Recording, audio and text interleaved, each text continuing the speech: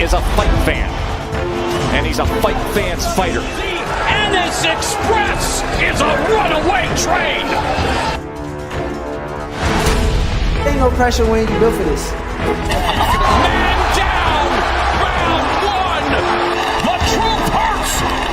Ladies and gentlemen, presenting the undefeated super flyweight from San Antonio, Texas, Jesse Bam Rodriguez!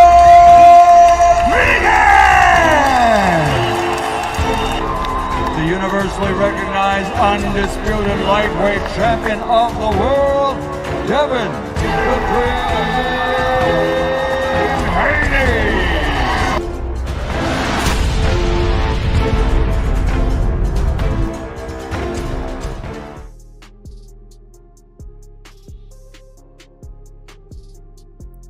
I'm on mute, my bad. What up? Man, salute to the family in the building, man. Everybody who pulling up. Hey, we live early in the morning. And we rocking early, man. And the reason we rocking early is because, hey, we gonna have to change some things up. I don't know how all this work shit gonna work out for me. But, man, fuck it. At the end of the day, bro, I'm gonna be rocking because I love the sport of boxing. We got to talk about what happened this weekend.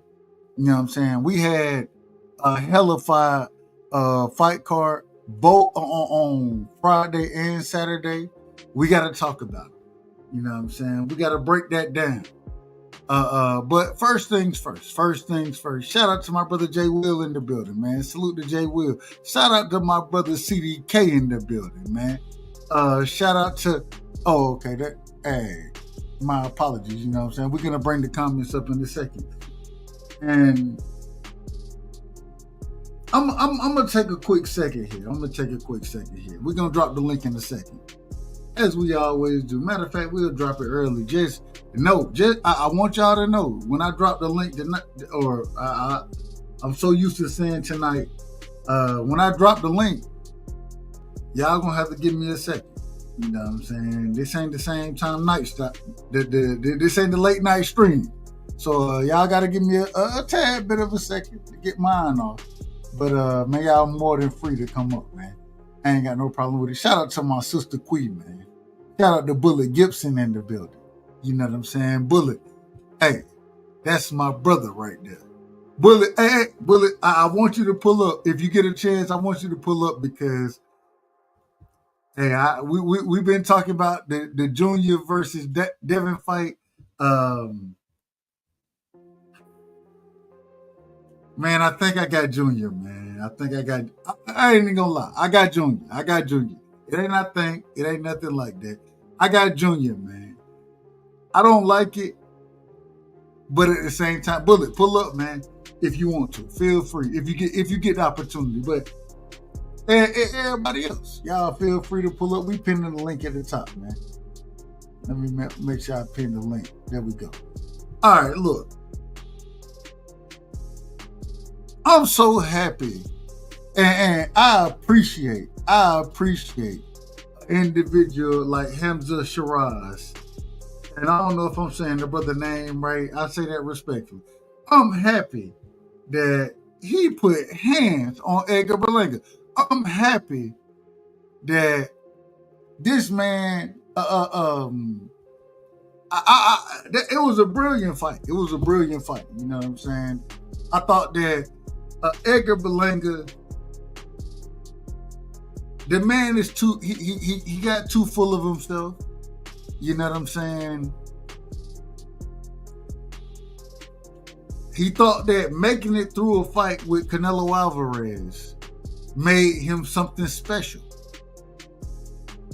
I listened to this man say he was the king of New York. I listened to this man say that the Puerto Rican prince.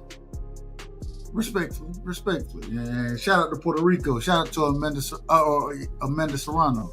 You know what I'm saying? Shout out to Puerto Rico. I love Puerto Ricans. Respectfully. I say that respectfully. I love the women. Some of the brothers. I don't mean no disrespect when I tell you I don't know y'all like that, but The women, absolutely amazing. I love them. I got my brother Prize in the building. Prize, I'm gonna bring you up, but I gotta get this off real quick. Shout out to my brother Prize. Prize, give me 1 second, all right? Give me 1 second. We early morning rocking.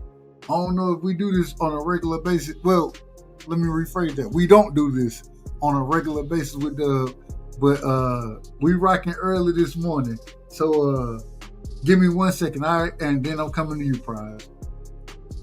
I'm happy Edgar Berlanga got hands put on him. I'm happy about it. The reason I'm happy about it, not because it ain't nothing personal to Edgar Berlanga, but the man, he had got so far out of order that you got to get humbled sometimes. And what I watched in that fight with Shiraz, I hope I'm saying the brother name right, I watched the individual get humbled. An individual who was sitting there out of order. Oscar De La Hoya ain't a promoter for either one of those fighters, Berlanga or Shiraz. And this man out here, he throwing money out here.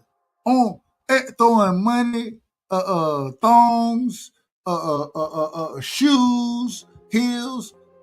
He throwing all that, and I will say it. Shout out to my brother CDK. Give me a second, CDK. I'm gonna bring you and Prize in here in a second. Y'all give me a second to cook real quick. But this man, he doing all these other things. Edgar Berlanga.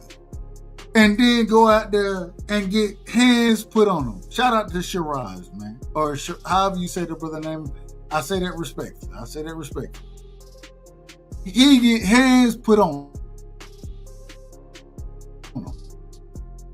It's a humbling moment. And I think one of the reasons I'm live early this morning, I think this is a situation where we should all reflect and understand that, man, we ain't above getting hands put on us. We ain't nothing special. You know what I'm saying? We everyday people, whether you're a fighter, whether you're rich, whether you're poor, whoever you are, we regular people. And we got to take that with grace. I was talking to my grandmother a few minutes ago, and my grandmother, she a Jehovah's Witness.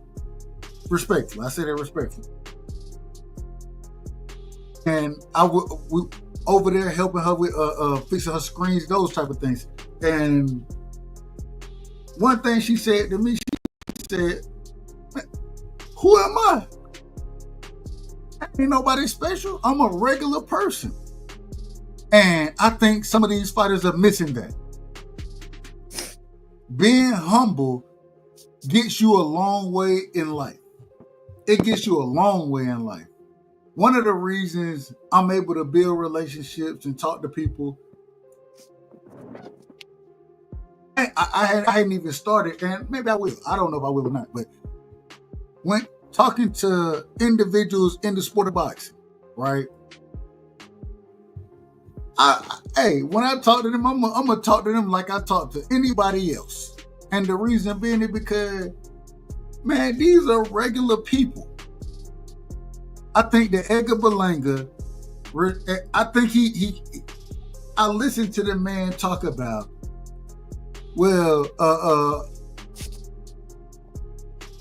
get knocked out by Canelo Alvarez. Even though he got knocked down in the fight, I didn't get knocked out. Man, you tell me when a fighter go in there not looking to get knocked out. That ain't what you look for in a fight. We got my brother Free in here. Free, Free, give me a second on this one. I'm coming to you next. I got Prize. I'm going to Prize, CDK, then you, Free. But when have we ever heard an individual be excited outside of Mel Charlo, another one? I made it through the fight. Man, listen, y'all are regular people like we are. Regular individuals. You box and you fantastic at your sport. But at the same time, you still all that other shit, man. It's starting to get on my nerves. It's starting to bother me. And what I'm starting to notice is those individuals who have this mindset that, no, because I'm special in this sport, all of a sudden I'm better. I'm better than some of these. I'm better than everybody else. No. A basketball player, LeBron James is great. But get what? He gonna raise his kids like I raised my kids. He gonna, and I would hope that he talk to his kids like I'm gonna talk to my son, and make sure that they understand that, man, life is not just about your accolades and all these type of things. Being the individual that you are is what's special about you. That's what's special. Like I just told y'all, I was talking to my grandmother a second ago, and she made clear to me, and I was telling her how my son, this weekend I'm going to pick him up. He's going to be back at home. I said, man, I'm probably going to have to break him out of some of the habits that he got going on, you know what I'm saying, from coming from his mom's house. And she said, she told me, she said, yeah, you got to break it. If you keep instilling the right values in him, then he's going to understand that whether what's going on there or over here, wherever he's at, going to understand that this is how I should operate. And she said, when you went to college, this is what my grandma told me. She said, when you went to college, when you came back home, you still, even the people you brought with you, I could tell that they had values like you had, the same. I could see the values in them like I see the values in you. And all I'm saying is Edgar Berlanga, the reason he got his ass whooped the way he did it because the man, he lost himself. I think he lost himself. He went out there and he thought he was better. The man was the king of New York, supposedly. The man was out there with the chains, the cars, Fat Joe. Excuse me, not Fat Joe. Fat Joe. What's his name? What's the brother name? No, that's Fat Joe. That's Fat Joe. Okay, Fat Joe. Thank you. Fat Joe. Walking around out there acting a damn fool. And at the end of the day, man, be who you are.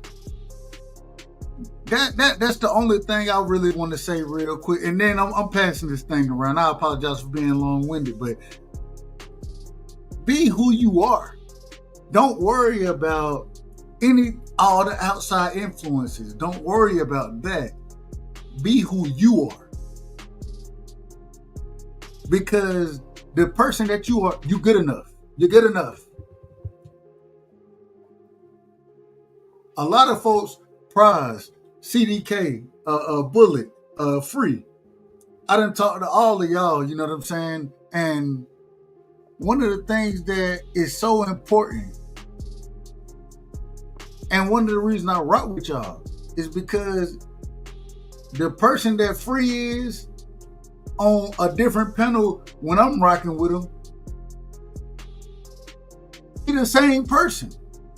When I talk to CDK is the same person. Bullet, the same person. Prize, the same person. I think that's, man, stop letting these people influence you to be something that you're not. And I'm not saying any of y'all are doing that. I'm saying that Edgar Berlanga, that's who I'm talking about right now. I think that he felt like that the man, he got the big head. The man man literally said, I ain't get knocked out by Canelo. Brother, you lost the fight. When have we ever seen somebody say, hey, well, outside of Jamel Charlo, respectfully, outside of Jamel Charlo and Edgar Berlanga, when have we heard fighters say, at least I ain't get knocked out? Nah, nigga, you supposed to go in there to win the fight. I want to see you put hands on a motherfucker. That's what I want to see. But you going out there. Let me open the panel up, man. I apologize for being long-winded. Prize, welcome to the show. I appreciate you pulling up on me, man. Go ahead, man. I'm out of order tonight. This morning. You Gucci. Nah, shout out to Dub Rightside for the early stream. Shout out to my brothers on the panel. You already know what it is. Shout out STN. But Edgar Berlanga, that was a very humbling experience for him, dog. Real talk. Like I mean, you said pretty much everything. He coming around here with these chains and these Richard Mule watches, and you know, he hanging out, he's talking a lot of ish, you know, and he got humble. Now, the most of us picked Shiraz to win, but not like that. I picked him in the UD, but Berlanga, man, I've been saying it for a while. I like him, but he's not really good. He's not really that good, but his outside the ring antics make people like Dub Rightside and a lot of people, we don't care if he got knocked out. Oh well, you know what I'm saying. So I think the outside outside the ring antics is what got him knocked out. Yes. I think that's what got him knocked out. He running around. Him. Go ahead. No, I was about to say he running around here like he a rapper. You know what I'm saying? And he got the man is throwing money. Oscar De La Hoya. Like Oscar don't got nothing to do with the fight. And the man, he throwing wigs. He throwing. He throwing. Hey, bro, look. That man threw everything but the kitchen sink. Now he should go pick that money back up because he gonna be in the back of the line. We gotta get. Hold on. He need the money now, but we gotta give him the drop. We gotta get Edgar Berlanga the drop. Yeah, man. We gotta give him the drop. That's damn. It's a bunch of bull. It was a bunch of bullshit, man. Yeah. Go ahead, Prime. Nah, and I'll pass it because I don't want to be. Be long-winded. Nah, it's all good. I can't do that. That's just me. But no. Nevertheless, Edgar Berlanga, he needs to do some soul searching. And you know what I noticed yesterday, Doug? See, I follow him on Instagram. So he made a post on IG yesterday about like things didn't go my way. Woo woo woo. But you know, all that shit talking he did, he has a nerve to turn his comments off. He had the audacity to turn the comments off. And that's why I said, you know what, that's some sucker shit. He didn't even make it to the press conference. They said he went to the hospital. And anybody who goes to the hospital, I give him that respect. You know what I'm saying? For sure. You get knocked out, you go to the hospital, period. But the man, CDK, go ahead, brother. Go ahead, CDK. All right, what's good, everybody, this morning? How y'all doing this morning? Man, I'm going to say this right here. Can y'all hear me? Yep. Crispy. All right. I'm going to say this. I don't have a problem with confidence. I do have a problem with somebody being arrogant. Edgar Berlanga is very arrogant. But at the same time, listen, he's been like that in every fight. He just got caught. He got knocked out. And it is what it is. I think what we're doing, we're giving him too much credit. I think he has always been a better talker than he has been a fighter. That's just my personal opinion. I've never thought highly of him as a fighter. So it's not shocking to me that he got beat. I think he definitely needs to go back to the drawing board. I don't think he's ever going to be focused the way that we feel like he should be focused. And I think it's not a persona that he's putting on. I think it's just the actual person that he is. He still got a lot of growing up to do. We got to remember that he's still young. We you know what I'm saying? We're a lot older than him. He still got a lot of growing up to do. I'm going to cut it short. Let him do his growing up, and hopefully down the line he'll get more focused and change what he got going on. I disagree with you. And only reason I disagree, because even though he young, yeah, and I understand that piece of it, man, you didn't Been in, What you say, you know, Doug? with some of the best. You've been there with some of the best. Yeah, I know what you said. He been in there with two of the best. Before that, he was fighting cab drivers, and he had a built-up career. So when you're in there beating up, That's the fact. you see what I'm saying? I'm trying to think of who he fought before Canelo. I can't even recall who he fought. Hey, he fought a few decent guys. So. Yeah, he fought pretty decent. Go ahead, Free. Free. Go ahead, Free. Go ahead. Yeah, appreciate you having me up. What's going on, fellas? Let's call it for what it is. Some of these guys get into the sport just to be a celebrity. They really don't really care about boxing like that. They want to make some money. They want to be a celebrity, and they can't do it no other way except for boxing. And we all know boxing is a poor man's sport. I mean, anybody can get into the sport of boxing. It's not like football where you have to pay some serious money to be a football player. Basketball, you have to pay some serious money to be a basketball player. Same thing with baseball. So boxing is easy. It's easy to get into boxing. You can go to the local gym and start boxing, and it ain't number a couple of $100 to get a trainer. And so it's a lot of these guys get into it to make some money and to be a celebrity. They don't get it into the sport of boxing for the love of boxing. They say they do, but they really don't. You can tell by the way they act. They don't really love the sport. They love what comes with the sport. Because if you was in it for the love of the sport, you would be doing things like Floyd Mayweather. You would continue to build on your craft. You would do the things like Abdullah Mason. You would be humble and just go about your business. So these guys don't really love the sport the way they say they do. They really love what comes with the sport, the money and the fame. That's what they love. But I mean, Edgar Berlanga, is one of two things going to happen. Either he's going to go back to the drawing board and become a better fighter behind this, or it's going to be more of what happened on Saturday. It's going to be more of what happened on Saturday, because that's the only way that these fighters. That's the only thing that's going to happen when it comes to these fighters. Either you go back to the drawing board and you become better, or you get more of what you just got. So I mean, it ain't too much more you can say about Edgar Berlanga. We saw it coming a mile away, and I said this on CDK's show the day before, and I said Edgar Berlanga is due for an upset. He's due for an upset, and I saw it coming a mile away. I knew he was going to get beat. I didn't think he was going to get stopped, but I knew he was going to get beat up in that fight. But that's all I got. And we're real quick. Hey, Pat, shout out to you, and I appreciate you coming through. I don't know what's going on in the chat right there, but we just cooking on boxing, nothing else. We cooking on boxing. We got my brother Bullet Gibson up in the building, man. Bullet, Edgar Berlanga, what's your thoughts on what happened to him in this fight?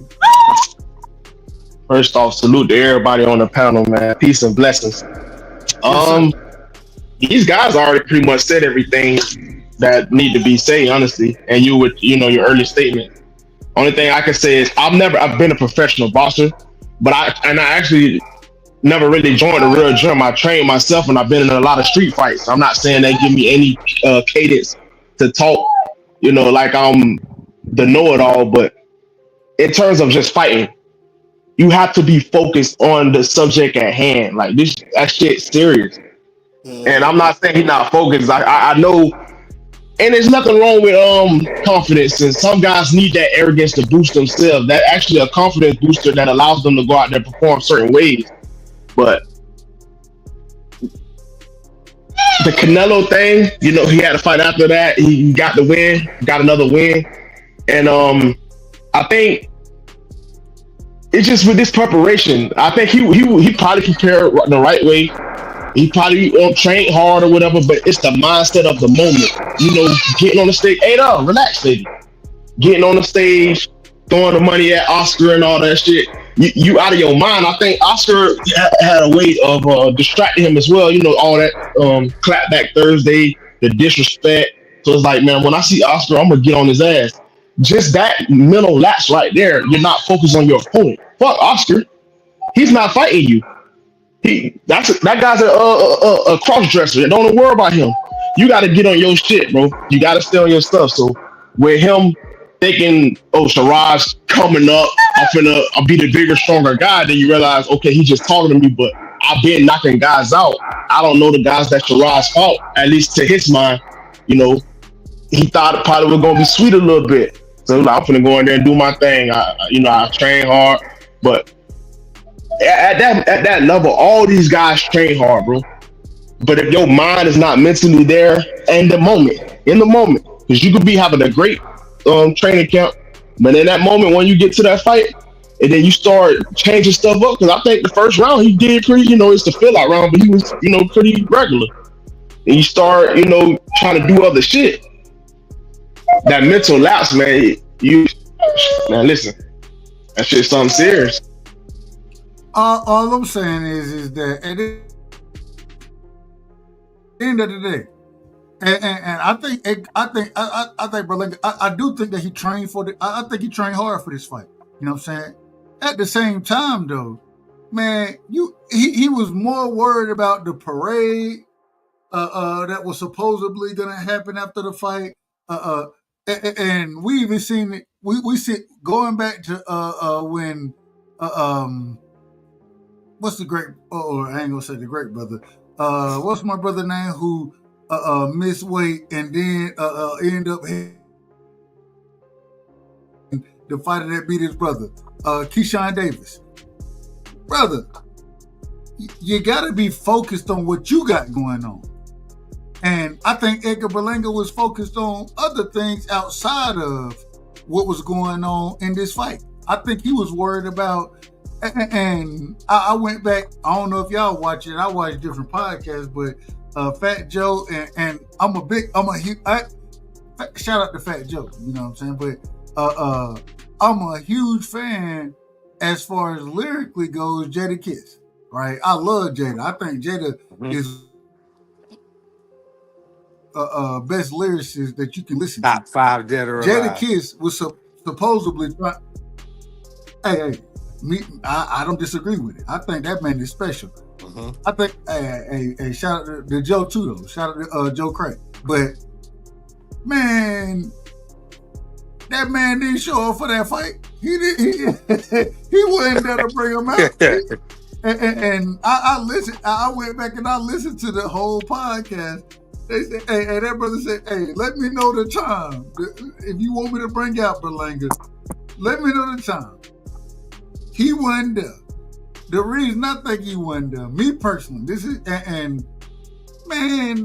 man was focused on everything else but whooping Shiraz's ass. And he went in there. I went back and watched the fights. You know what I'm saying? I watched the Matias. So real quick, I can speak on and shout out to my speak on the Matias fight. Matias. Your mic going? Is your mic going out? Or is that me? Is my mic going out? Yeah, it's going yeah, in okay. and out. I thought it was me because I'm in the country. So, but yeah, that is you, Dub. But it's not like a consistent thing though. But carry on. No. All I was saying was I went back and watched the fights, and so I can speak on the Matias fight. I can speak on the Morrell fight. I can speak on all the fights now because I went back and watched, and I watched them in their entirety. Right. I just don't think that he would. I don't think that Berlanga was. I don't think he had any focus on the fight. I think he was more worried about the parade after the fight. And the club and stuff. Yeah,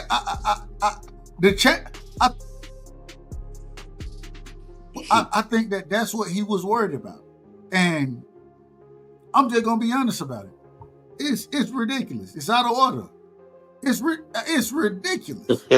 And when I and like I said, we got to recap all the fights. When I went back and watched the Matias Puello fight,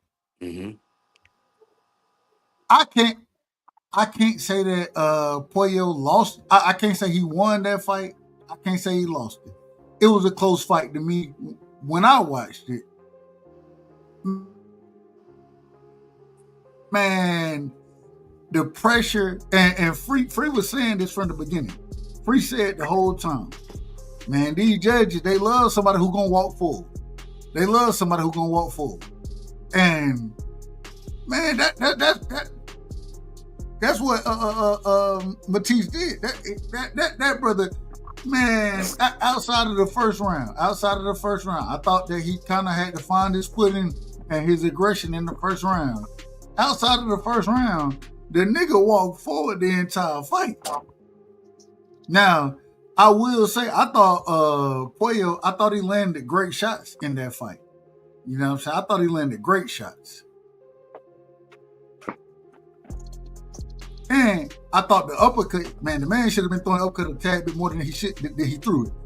But I don't know if it was a robbery. I can't say robbery. I can't say robbery with that. You know what I'm saying? I can say that, man, that was a close. It was nip and tuck. It was nip and tuck, in my personal opinion. That would have been a fight that, and y'all know I love to call the fights, but if I was calling that, when I'm watching, I was like, man, I don't know what Matias, in my personal opinion, some of the shots that he land, right, it don't look like it hurt an individual. It don't look powerful. But, man, them body shots he was throwing, I thought they was landing. I thought that he continuously pushed Puello back on the ropes. I thought that Puello, he could have did himself more or been in as far as the judging goes. I thought he could have been in better position if he utilized his footwork a tad bit more, shot the jab. I saw him tying up and all that kind of stuff, but and he was landing big shots. He was landing good shots, in my opinion. But at the same time, that pressure that Matias was putting on him, Matias, he was being the ring general. You know what I'm saying? And I only said that the little cut over the eye. I ain't gonna say little because it wasn't little. It was a big cut over Matias' eye. I don't know if it really came from a punch or from them colliding with heads and those type of things, but I didn't have a problem with Matias winning the fight or the judges giving it to him. At the same time, if they would have gave it to Puello, I wouldn't have had a problem with it either. I thought it was a close fight. I thought, man, that was a dog fight, in my opinion. And I loved every moment of it. I thought that the pressure that Matias was putting on was being countered a lot of times by Puello. I thought Puello did a hell of a job too. You know what I'm saying? I thought it was a dog fight. So in a dog fight, man, I don't know how you can't just call it one way or another. I didn't see a robbery. I didn't think it was a robbery. Let me put it that way. I didn't think it was a robbery. But I did think that it was a hell of a fight. It was a close fight, and I didn't think that it was gonna be that close of a fight. You know what I'm saying? So I give both of them brothers credit. Y'all go ahead. Mm-hmm. What y'all got on Matias versus Puello? I'll be right back, man. I gotta go get a coffee. All right, that's cool. I thought Puello did enough to win the fight. He boxed, he moved, he turned him. Matias, he did put a lot of pressure, but Matias had the left working to the body. It was a close fight, It was a close fight, but like, what happened to the saying? I didn't know what those body shots, like some of those. Okay, all right, put it to you like this. Matias is clean. Yeah, Subriel wasn't really hurting Puello like that. But whatever happened to the saying, you got to beat the champ.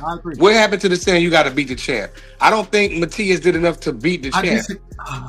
It's a close fight though, Dub. But I thought Puello did enough to win the fight. I thought he wasn't really. I mean, Matias had moments. Don't get me wrong. Matias definitely had his moment. Put a lot of pressure, came forward. He was getting cracked, hit with everything. He kept coming. But Puello couldn't really. He don't really got no pop in his punches. Like, he got 10 knockouts. I hate that term. I know, but I know, but I hate that whole. Well, real quick, what term do Brian, you hate? I hate that whole. You got to beat the champ. You got to beat the champ. Yeah, man. And that's an old school term. But I had this conversation last night or yesterday. Excuse me. Yesterday I had the same conversation, and man, look, the way I judge it, I look at the fight. You ain't got to go in. Whoever win the fight, win the fight. You know what I'm saying? Right. I don't give a damn if you're a champion or not. If you go in there and put hands on them, and it's a close fight, and you can overwhelm them, then. But I don't think he did that, Doug. I don't think he did that. I don't either. I don't think he overwhelmed him. I'm not saying that, but I disagree with the whole. You got to go in and take it from the champion. No, nigga. I look in the at close fight. Normally, they give it to the champion. I agree with that. I agree with. So that's where that term you got to beat the champ. I don't think that's right. What I'm saying is that, man. But what I'm saying is that shit. And I disagree. I thought the scorecards were.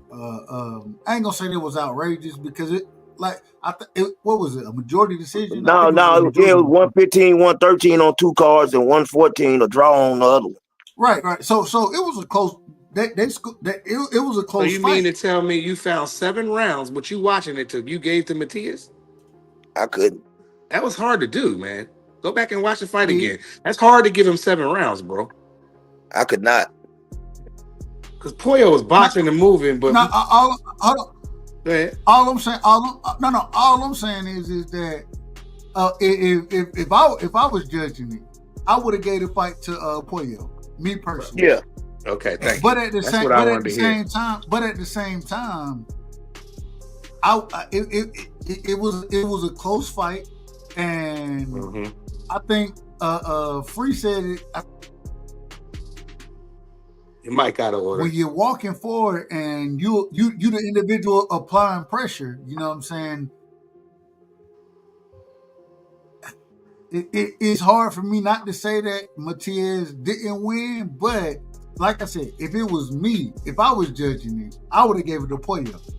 You know what I'm saying? I would have scored a 7-5 Pollo, and that's me. That ain't a bad score. That's probably the right score. That's all I'm saying, but I don't feel like he did enough to go in there and take the title. I can't find 7 rounds to give him. That's hard. If anything, it's a draw. But I feel like all I'm saying is 113, 115, 113, what you just said. I ain't got no problem with a draw. Yeah. But a robbery, that's not what we seen, people. I promise you that. That wasn't no robbery at all. And that's the other thing I want to say is that even though I think that, especially in like the Shakur fight, I think one judge had it like 118, 110. I don't know exactly what the scorecard was, but I thought one judge had it way too wide. Yeah, them cards were crazy.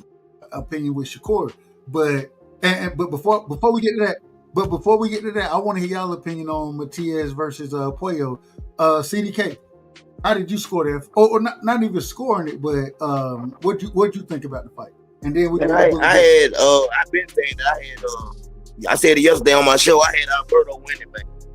I don't see how you can give Sabrina Matias 7 rounds. And I think what people get confused, all pressure ain't good pressure. You can come forward and still get beat up, and that's what I seen. Yeah, he was coming forward, but as he was coming forward, he was getting beat up. I don't like it. I seen a lot of other stuff going on. You know what I'm saying? I just felt like it was, you know what I'm saying? They wanted him to win. I'm talking about from the time Turkey jumped in, from the time they put somebody else in the ring with him and done a face-off. It was just too much going on. I don't like the way it looked. That's my whole thing. I just feel like they didn't want Alberto to win that fight. And we seen what happened. I thought he had an excellent game plan. And that's how he always fight. But, you know, I guess it caught up with him. Now, I didn't like the look because when I first started really watching it, the first thing, and like I said on when we called the fight over at BVO show, the first thing I said was, why the hell is you had Turkey in the ring, you had Mauricio Suleiman, and you had Eddie Hearn. Eddie Hearn. And that's really when I turned the fight on, you know what I'm saying? And when I looked at it, I was like, hold on, wait a minute. You got these Negroes in, what they got to do with it? Wait a minute, what's going on? And then I was listening to my brothers speak about it, and they was like, hold on, man. This ain't nearly as close as what I think the majority of people that I was listening to, they had Sabria Matia, or excuse me, Pollo winning the fight. And when I'm looking, it looked. But Bullet Gibson, go ahead, man. What did you think about that? Yeah, it's just my opinion on it. Could be wrong. No, you good. With me, I didn't because like I said, I didn't get to watch that fight. By the time I turned the fight on, it was like it was the midway point of that fight, so I didn't watch that fight in totality. Yeah. So, I had to go back and watch it myself. But go ahead. Yeah, I gotta watch it today. I gotta try to watch it today then. But in terms of the Turkey stuff and the Suleiman, that's like a thing that the UFC do. They do that to promote the next fight right away, like to get the us going to the next fight. I know that I watch UFC a lot as well. So me too. Yeah, going on with that. And in terms of because I know people were saying that and it was a bad look. Turkey was like, you finna fight him on November. You can't really tell him that. But I think that the WBC already had approved that before this fight, came to be.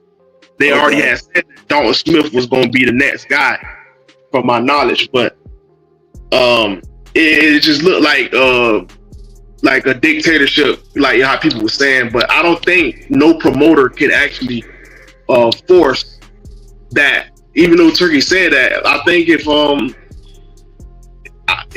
Puello, I think Puello can do his rematch clause if he put that in the contract. I don't know what the contract is, though. That's the things we don't know. It's the background stuff we don't know about that situation. If they had a rematch clause in the contract, if he go to the commissioner and all that stuff and put it in, regardless of what Turkey's saying, I think they have no choice but to put it out there. They'll probably just do like a first bid or something and just build another network. But if the dude, petition for it, he could get his rematch. But the problem is, the way it looked to me, and like I said, I caught the majority of that fight. I caught the back end of it. You know what I'm saying? And the first thing when I was able to jump on the panel, the first thing I said is man, somebody, hey, and y'all know how I am. Them manila envelopes were being passed out. Passed all around. seemed like. Them manila, and somebody got paid. Soon as they jumped in the ring, Turkey and Marsulio and the other presidents and whoever the hell them other people was, the guy with the crazy ass looking bull with the Versace on, you know what I'm saying? When them niggas got in the ring, it was a wrap. I was like, wow. And then when they rated scorecards, when they said 114, it was over. Yeah, when I heard that 114, I said, oh, they had that. I said the fix is in. Not a fix, but y'all saw what happened. And like they even bought that graphic up on the zone post that graphic about who won the fight and to let the fans play. It's like 76% for like Pollo. So everybody saw it. We wasn't just the only ones who watched the fight. It was 70%, 76% for him or something like that. So I feel like them envelopes were definitely being passed around. They got a game plan for Subriel. It looks like he's going to be fighting Dalton Smith next. I mean, no, I don't want to see that. I don't care for that, but but that's what's going to happen. The plan is in, so it is what it is. I'm gonna say this real quick though, and I know it's not fair. It's not even fair to put that on Phil. But honestly, my opinion, I kind of felt like Sandor Martin beat him when they fought. He absolutely. Oh, you talking about Pollo? Yeah, I felt like Sandor Martin beat him when they fought. To me, though, it was a close fight. It was one of those close fights, though, so it ain't nothing to get upset about, oh, you know what I'm saying? But I feel like he won that fight. And then, Puello beat Gary Russell.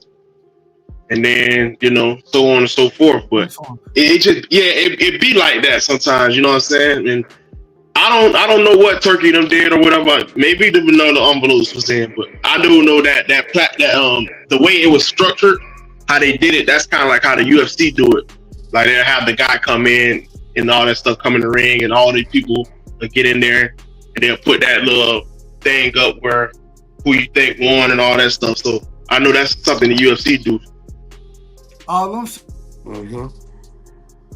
saying is, and I say it respectfully, and it's crazy because when I think I jumped in on BVO show to call the fight, I think I jumped in right after that fight. You know what I'm saying? When everything was going on, and man, in my personal opinion, Turkey jumped in the ring. Anytime Turkey jump in the ring, I don't like it.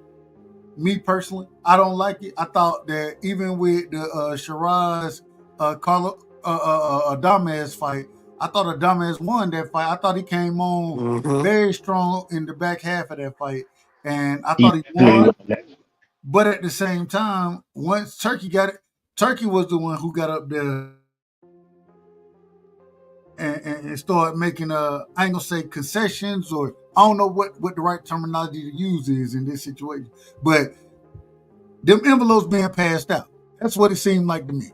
It seemed like these envelopes getting passed out, and I was, like I said earlier, hey, I wouldn't mind judging. Who was it? I think Uncle Shelton. I think Uncle Shelton said that we need to take our ass to the school to understand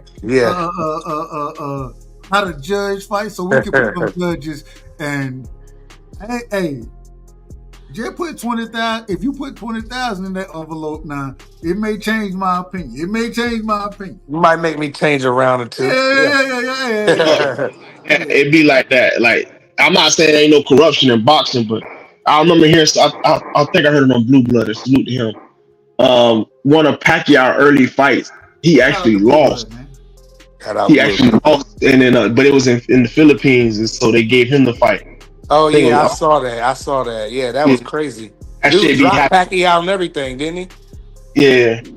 So I know that should be crazy, and I know people don't like to hear that, but that's what it is, man. So maybe Turkey was like, man, I want a Middle Eastern looking guy. You know what I'm saying?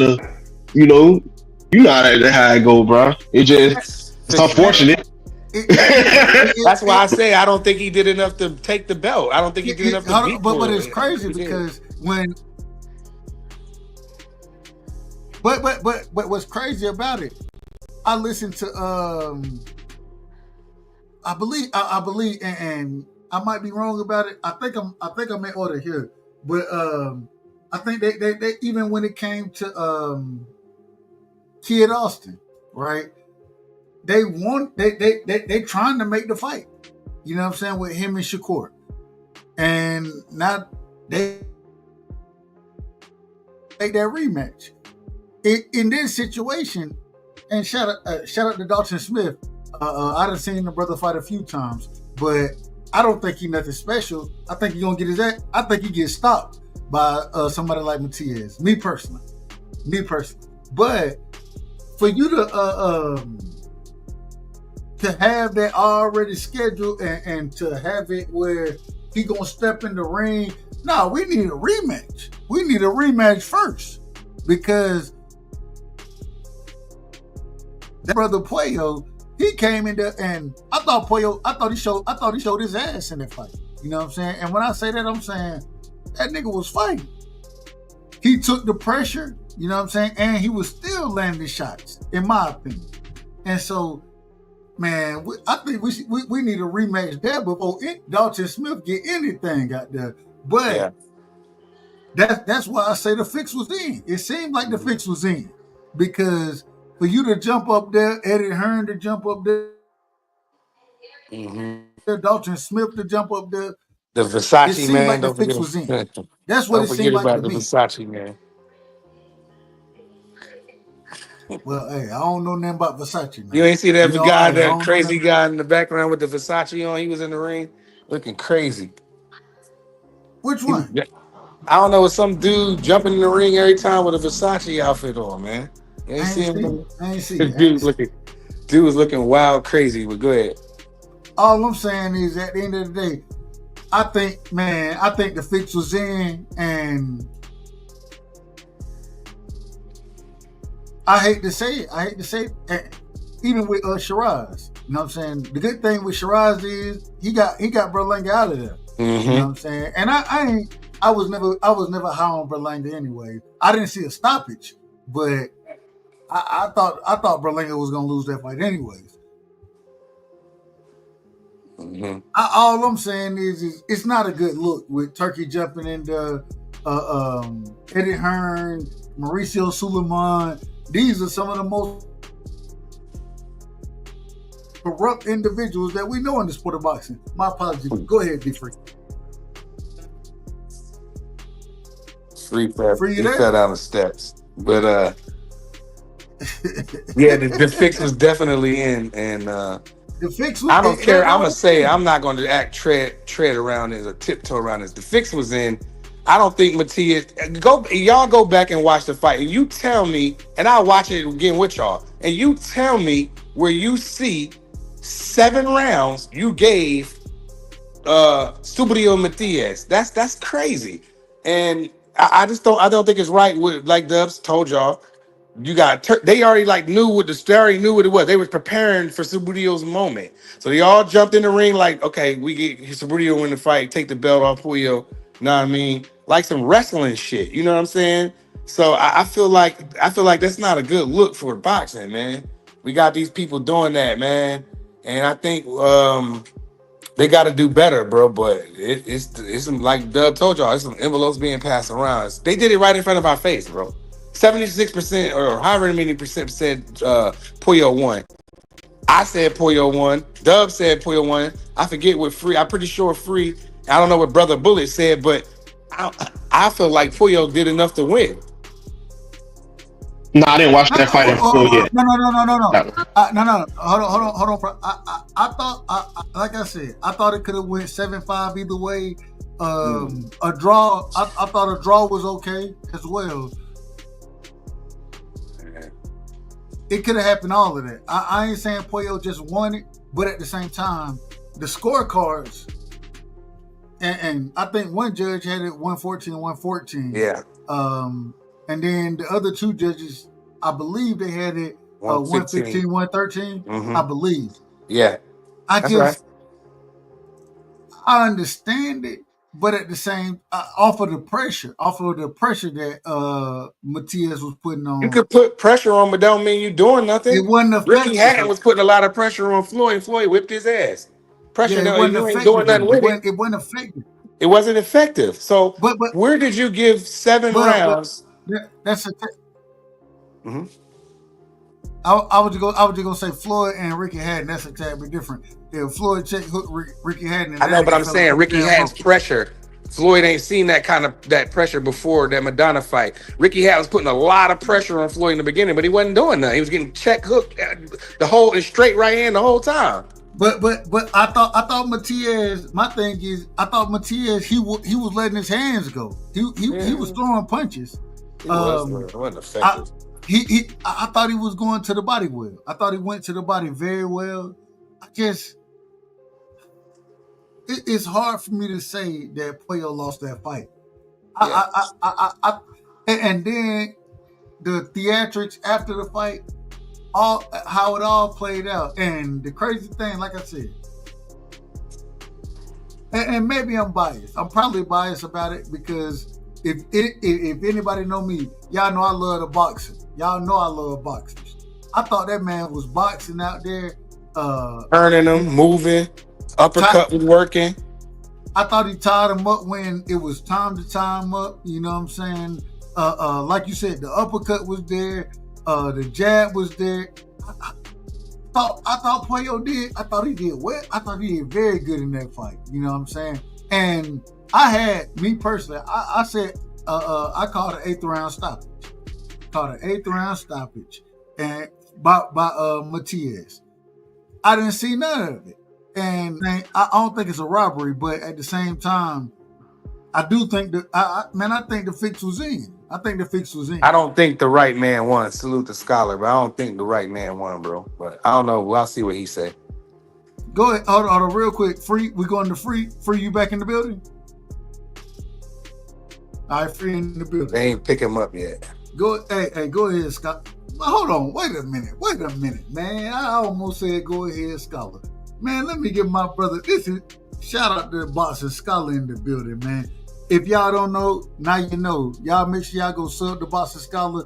The brother is doing hellified work over there. And I mean, the brother, he done broke down the Diddy trial.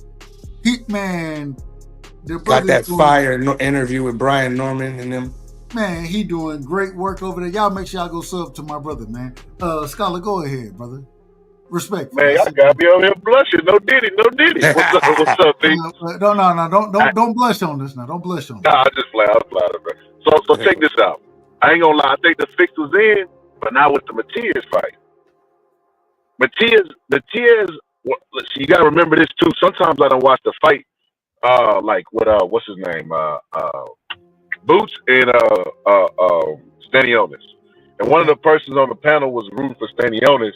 So the entire time, he's like, "Did you notice this? Did you notice that?" You get what I'm saying? So I went back and watched that fight. I was like, bro, it was a completely different fight. Magicians trick our mind with that, telling you to focus on one thing, because our brain can't focus on a whole bunch of different things at one time. Not truly, right? But the Matias fight, I think Matias, he jumped on him early and stayed on him the entire fight. He walked forward that entire fight, bro. He walked forward that entire fight. That's a fact, but it wasn't always effective. I felt like he walked forward. I think it was effective though, Prize, because he looked like in the 4th round like it was a 10th round. Because he created so much anxiety in him, like just touching him. Like not every shot was a power punch. I think he did a really, really good job. But Matias is going to be a hard fight for like the next 2 or 3 years. There's going to be a lot of people that's going to try to duck him. Turkey going to have to force them dudes to get in the ring with him. But I think it was a fix in the terms of Shakur. I felt like Shakur did enough maybe to edge the fight. I wouldn't have been mad at a draw, but there is no way that didn't the judges give like Shakur like 7 rounds? They had the scorecards wide. One judge had like 118, 110, but I thought Shakur did. And hold on, we get into that fight. We get into because I want to talk about that as well. Because well, real quick, anybody got anything else on the Matias versus Pollo before we move forward to the Shakur fight? Nah, just the fix was in. That's all. But it wasn't a robbery. Well, let me ask you this, Dub. Did Pollo's team whine about the fix being in? I haven't seen nothing yet. But what do you think, Scholar? You think you gave him 7 rounds? Yeah, I felt like, I ain't gonna lie to you. It was like the last 2 rounds I gave the Pollo, but I remember we was on live and X was like, yeah, he got these rounds. I'm like, bro, he up so high out. He can take a round or 2 off. I felt like he just relentlessly worked through that fight. He had Pollo looking not so spectacular. Like he was effective in the fight. Like Pollo looked fatigued. I didn't watch it live, but when I went back and watched it, I thought that Pollo hurt Matias a couple times in those late rounds. I thought he had Matias hurt. He did. Matias got caught some flush shots, but he didn't wobble to go. His glove didn't touch, so we can't really give him. I ain't saying he got knocked down. I'm just saying I thought he had him hurt. In those late rounds. Those late rounds, especially when he was throwing the uppercut, when he was running down the middle on him. I thought Pollo had Matias hurt, and I ain't saying he could have got him out of there, but man, hey. I feel like if Pollo had some punching power, he would have knocked Matias out. He's a walking punching bag. He's gonna be easy if he fight the real fighters.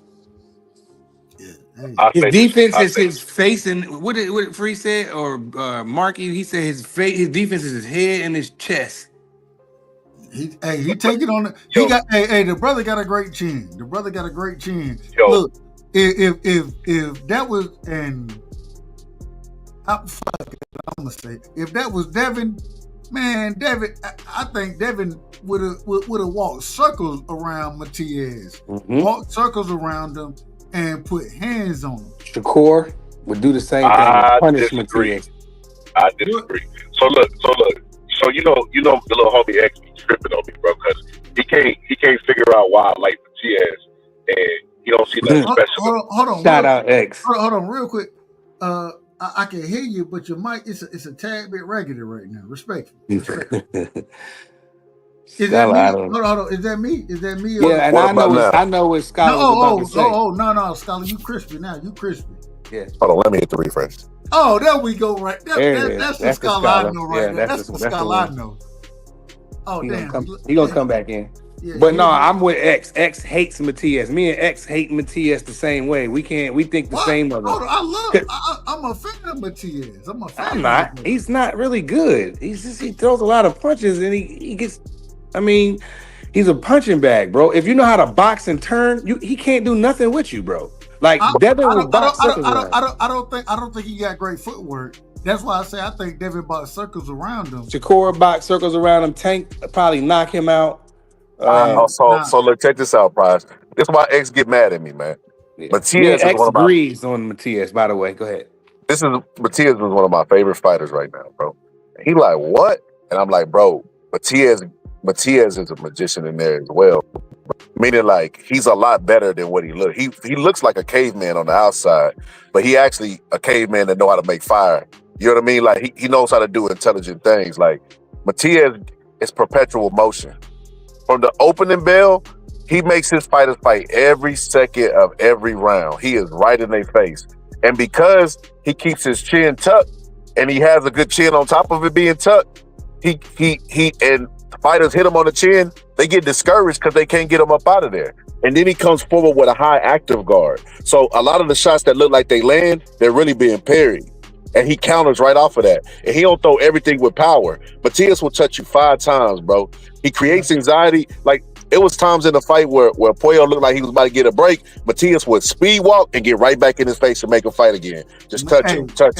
Pollo didn't get no. That brother couldn't get no rest in that damn fight, bro. He couldn't. Ain't no rest with Matias. That's what I'm saying. A lot of fighters, you know what they're gonna do? He remind me a lot of like a Homicide Hank. Or like what's his name? Hold on, you said who? You said who? Henry Armstrong, or like a Winky Wright. Winky Wright fought like that. He had better defense, but way better defense. Hold on, wait a minute. You can't compare. That's crazy. Y'all ain't even heard the comparison. Y'all ain't even heard. You said the comparison yet. Hold on, let the brother finish. We gotta let him finish. The comparison is this. Winky Wright would create a lot of anxiety in his opponents. And he would make them fight every second of every round. So a lot of people, when Winky Wright was at his height, a lot of people try to wait for Winky Wright to look less than spectacular and slow down a bit so they wouldn't have to deal with that type of style. Fighters don't want to fight every second of every round. The clinch wouldn't have been invented if that was the case. Those styles are hard to beat. They're very hard to beat.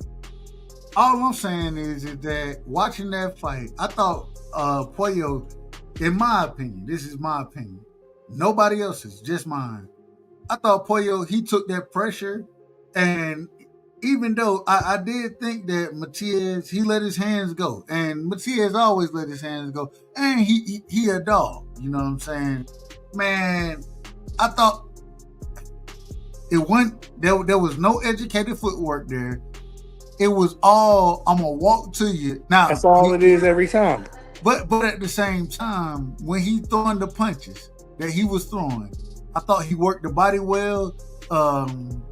And I also think that a lot of times, man, it's different when you in the ring with that guy because it don't look like big punches and hard punches, nothing like that. It look like sometimes when I be watching Matias, I'm like, man, he just throwing body shots. It ain't really nothing significant. But I'm damn near positive that fighters that's in the ring with him would tell me something different. that those inside body shots that he throws, the way that he can take a punch on the chin, I think he got a granite chin. You know what I'm saying? It's hard. It's hard, but I think that Puello, man, I think Puello edged that fight. When I went back and I watched it, and I gave the fight to Puello. Me personally, I thought Puello won the fight, and clearly. I thought, like I said, I didn't think it was clear, but I thought it was close. I thought it was just like the homie in the chat, and shout out to Jay Wash in the chat, said he won damn near every exchange. I agree with that. Yeah, and the counter punching, the jab, the uppercut. Don't sleep. No, I'm with you. The uppercuts, what he was throwing out there, I thought he landed the more crisp. I thought he landed the more crisp shots, and cleaner. I thought he was more accurate. What I will say, and I understand why people feel that way, because you can't tell me that you had to score for Matias the way you did, and then turn around and say that Shakur won damn near every round against Williams Zepeda, because they fought the same type of fight. They fought the same type of fight. Yeah, so, but Shakur was way more punching, clearly effective. I mean, like I said, I think Shakur punches that he landed was a little more cleaner than Alberto's was, but it still was the same type of fight. If you go back and put both those fights together, it's pretty much the same type of fight you're watching. You're pretty much watching the same type of fight. But and free, I also say that I thought that the scorecards in the Shakur fight was outrageous. I thought they. Well, we'll get a judges. Let's go ahead and get a judges drop real quick, because what I thought about the judges' scorecards in that fight. This is outrageous. This is outrageous. I thought I didn't agree that, man. I think one judge had it something like 118 to 109, something like that. Yeah, like 11 rounds, 10-2 type ish.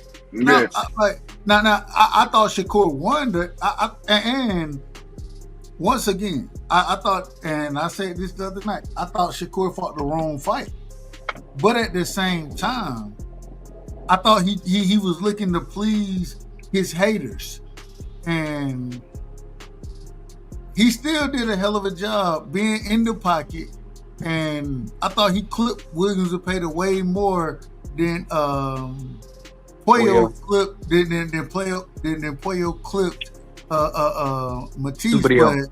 But at the same time, when I went back and watched, man, some of them body shots that Matias was throwing, and like I say, it's one thing to be in the ring with a motherfucker, and it's another thing to look at the shot.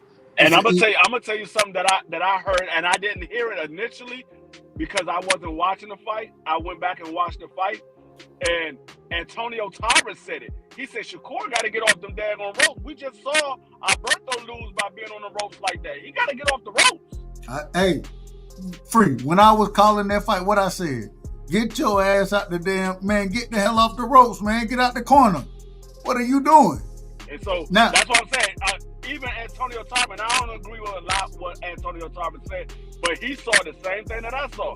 If you scored it that way against Matias and Alberto, how you don't have it closer versus Shakur and Zepeda? Now, I like you said, I believe Shakur won that fight clearly, but I think it was closer than what the judges had it. I don't think it was that wide of a margin. Agree. We agree. Well, I think it was a wide margin. I think he whooped him. Zepeda was throwing a lot of body shots. They was effective. I credit him for that. He got the jab was coming in there. He had, Shakur got hit a little bit more because he, like you said, he was trying to crowd please or fan please. But nevertheless, his shots were way more cleaner. Them combinations, he was throwing them joints in threes. His ring generalship, when he got in the middle of the ring, Shakur did damage. Only when he backed up to the ropes is when the Zepeda was affected. Other than that, it was hard. I gave him about 3 rounds, three rounds tops. Easy. I had an 8-4, 9-3 for Shakur. You know what I'm saying? Me personally. 2 Cent said Zepeda missed 709 punches. That's crazy. Man, one of the things he threw over 1,000 punches. But one of the things that I loved about Shakur was the way he was going around that guard. You know what I'm saying? I said it when I was calling it, when Zepeda was in the high guard, Shakur was hooking around that damn guard. You know what I'm saying? He was going around it and landing shots very cleanly, in my personal opinion. And the other thing, he wasn't just throwing one shot. He was putting combinations together. And I thought Shakur won that. I thought Shakur fight was much more cleaner than what Matias versus Puello was. But I still think that I thought Puello won that fight. Yeah, Puello definitely won. I like I said, I wasn't mad at people saying that they believe that Alberto won that fight. I just knew what the judges would be looking for. Alberto is not the bigger name. Now, if Zepeda was the bigger name, maybe we would have got a different outcome. Maybe it would have been a different outcome. But Alberto is not the bigger name. Matias is the bigger name. So they're going to give the benefit of the doubt to Matias because he's pressing the action. He's the bigger name. The money is behind Matias. So if Zepeda was the bigger name and the money was behind Zepeda, so to speak, I think Zepeda would have got a different outcome in that fight. Scholar, what you got on that the Zepeda versus Shakur fight? What you had on that? Hey, in the words of Floyd, where you going by the point system? Gotta give it up. It just depends on what the judges like, man, because volume versus quality. When listen to Prize is consistent because he thinks Puello won, he thinks Shakur won because they were letting clean shots, but punch volume, I think it was a close fight. I think it was way closer than what the judges seen. I don't know what they was talking about. Like, if that fight would have been a draw, I wouldn't even been mad at that. You know what I mean? I felt like that was a good fight. I like the way Shakur was fighting in that fight. It looked like times where Shakur was fading. I was like, Shakur, hang in there, buddy. Like, did you hurt your hand? Like, what's going on, man? Hang in there, buddy.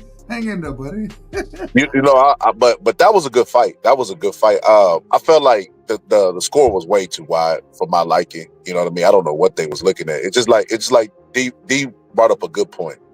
How do you score one fight one way and then the exact same style gets in the ring again and then you score it for the other way? What made you change? Score was way more cleaner. But these are different judges. It's different judges. It's different judges. And it was a different fight too. But had other things working better than Puello, like ring general shit. When he was in the middle of the ring doing his thing, making a miss, hitting him, countering, crazy combination. He's putting them shit together in threes and fours. Puello wasn't doing that like that. But that's the reason why we think Shakur won the fight. But I still think it was closer than what the judges had. I'm not saying Shakur lost the fight at all. I want to ask y'all this question. I want to ask this: should we do a show as far as breaking down how these judges are scoring? Because I think, me personally, and I think everybody on the panel already know what I think about the judges. I think that those Manila folders, envelopes, excuse me, those yellow junks, they being handed out. You know what I'm saying? I think individual. Shit. When I went back and watched the Matias fight, before I watched it, when I finally got a chance to jump on, the first thing I seen was Eddie Hearn and Mauricio Suleiman and Turkey in the damn ring. Those were the first individual, and the first thing I was thinking in that Matias versus Puello fight. When I seen them, I think I told y'all. I said, hey, they handed them damn folders out. Somebody getting paid around this motherfucker. And those judges, when I say it respectfully, I say this respectfully. But it seemed to me that it took a second for them to write their damn. They had to go back and calculate their damn scores. You know what I'm saying? That's what it seemed like. That's what it seemed like to me. And I don't be liking the consistency with the score calling neither, because one fight you'll have that score right after they finish the fight. They before they can even take their gloves off, they ready to call the score. But other fights, we gotta go to commercial break. It's a whole. I'm like, yo, why is it taking so long for these daggone scores to come out? Like, because they ain't get their envelopes yet. Hey, they trying to figure out. They trying to figure out how much is in the envelope. They not worried about the scorecards free. They trying to figure out how much is in the envelope, and is whatever is in the envelope. Is it okay for me to take my honest criticism and judgment away? Hey, that's how I look at it. I know it was one fight that you had called, and we waited like damn near 5 minutes for them to get a score. I'm like, dog, why is it taking so long for the score? It's ridiculous. Yo, Dub. Remember I talked about how they eventually gonna have to move to AI, bro. Like, these judges don't have to explain why they scored the fight the way they fight. At least they could do that. It ain't like they're gonna be held accountable. You know what I said, Scholar? I said put them all in a room and let them watch the fight on TV like we do, because we see better than them. Put them in the room, let them watch it on watch it on the TV screen and score it that way. Because this real quick, Prime, real quick. Scholar, I think you were the first person to show me the AI scoring, right? And I think you ahead of the game when you saying that, damn these judges. Let's see what AI got, man, because these judges, they out of order. A lot of these judges and we got to do a show about how far out of order these judges are, in my personal opinion. Go ahead, Scholar. I apologize. And then not only that, they could be affected by the crowd, not just the promoter. I remember Teddy Ellis on ESPN said that sometimes he would go out, like go out to dinner, you know what I mean? And the judges would be there for the boxing promoter. And he was like, bro, even if you're not corrupt, you understand the implication is, hey, I took you out and paid for your dinner. You look out for my fight. You get what I'm trying to say? Like, you don't have to hand the envelope when you're doing something like that. If you're a judge and you're judging my fighter's fight, and I took you out and paid for a $300 steak, I ain't got to say no more. We already know what you're supposed to do. I accepted a lunch. Hey, look, that wagyu speak different. It speak a little different. that wagyu speak a little different. Bullet Gibson. What you think about the Shakur versus Zepeda fight and the judging on Puello versus Matias? What's your thoughts on it, my brother? Like I said, I didn't really get to watch the Puello Matias fight as a whole. I got there like midway point. But the Shakur fight, I thought Shakur won the fight, but it was a pretty close fight. I think once it got past like that 5th round, he pretty much kind of took control. But I think a lot of people not giving Williams Zepeda credit for stuff he did do. I know, because from what it looked like, Shakur actually punched harder than Zepeda. He stopped him in his tracks. He hit him with good body shots. But there were times where, like, I think Scholar said it, where it's like he would do the work, boom, boom, boom, hit him with the combination, and then he would also miss. And then he starts I'm talking about Shakur. Shakur would slow down a little bit himself. And I think because of the game plan trying to please the haters, I'll be like, man, fuck these haters, bro. They just want you to lose so they can laugh at you and criticize you and make excuses why they fighter can't fight you. But I think him staying on the ropes, trying to do the Floyd thing, allows Zepeda to, even though he's hitting his arm, he was missing. He was hitting the shoulder, hitting the arm. Occasionally he'd tap his face every once in a while, but there were times where shots were getting through. And when it's so close, like, because his hand, the way his hands is covering the ribs and, the little shoulder roll thing, the way your arch is, it's times where their shots is getting through, but maybe they not counting it because it looks so sloppy and mucky. It's not like he's getting leverage on his shit, because in the middle of the ring, Shakur pretty much could do what he wanted to, because when you got a guy moving your feet, they're not able to get that type of shit off. But staying against the ropes, I think it made the fight closer. But just Shakur landed clearly the more concise shots, the more eye-catching shots. So I think I pretty much felt like Shakur won pretty easily, but whether y'all say the scorecards was bad or not, I think the right man won at the end of the day. And one of the things I always say, I think that because and I agree with you. I think the scorecards weren't all the way correct, but at the same time, I think Shakur won that fight easily. You know what I'm saying?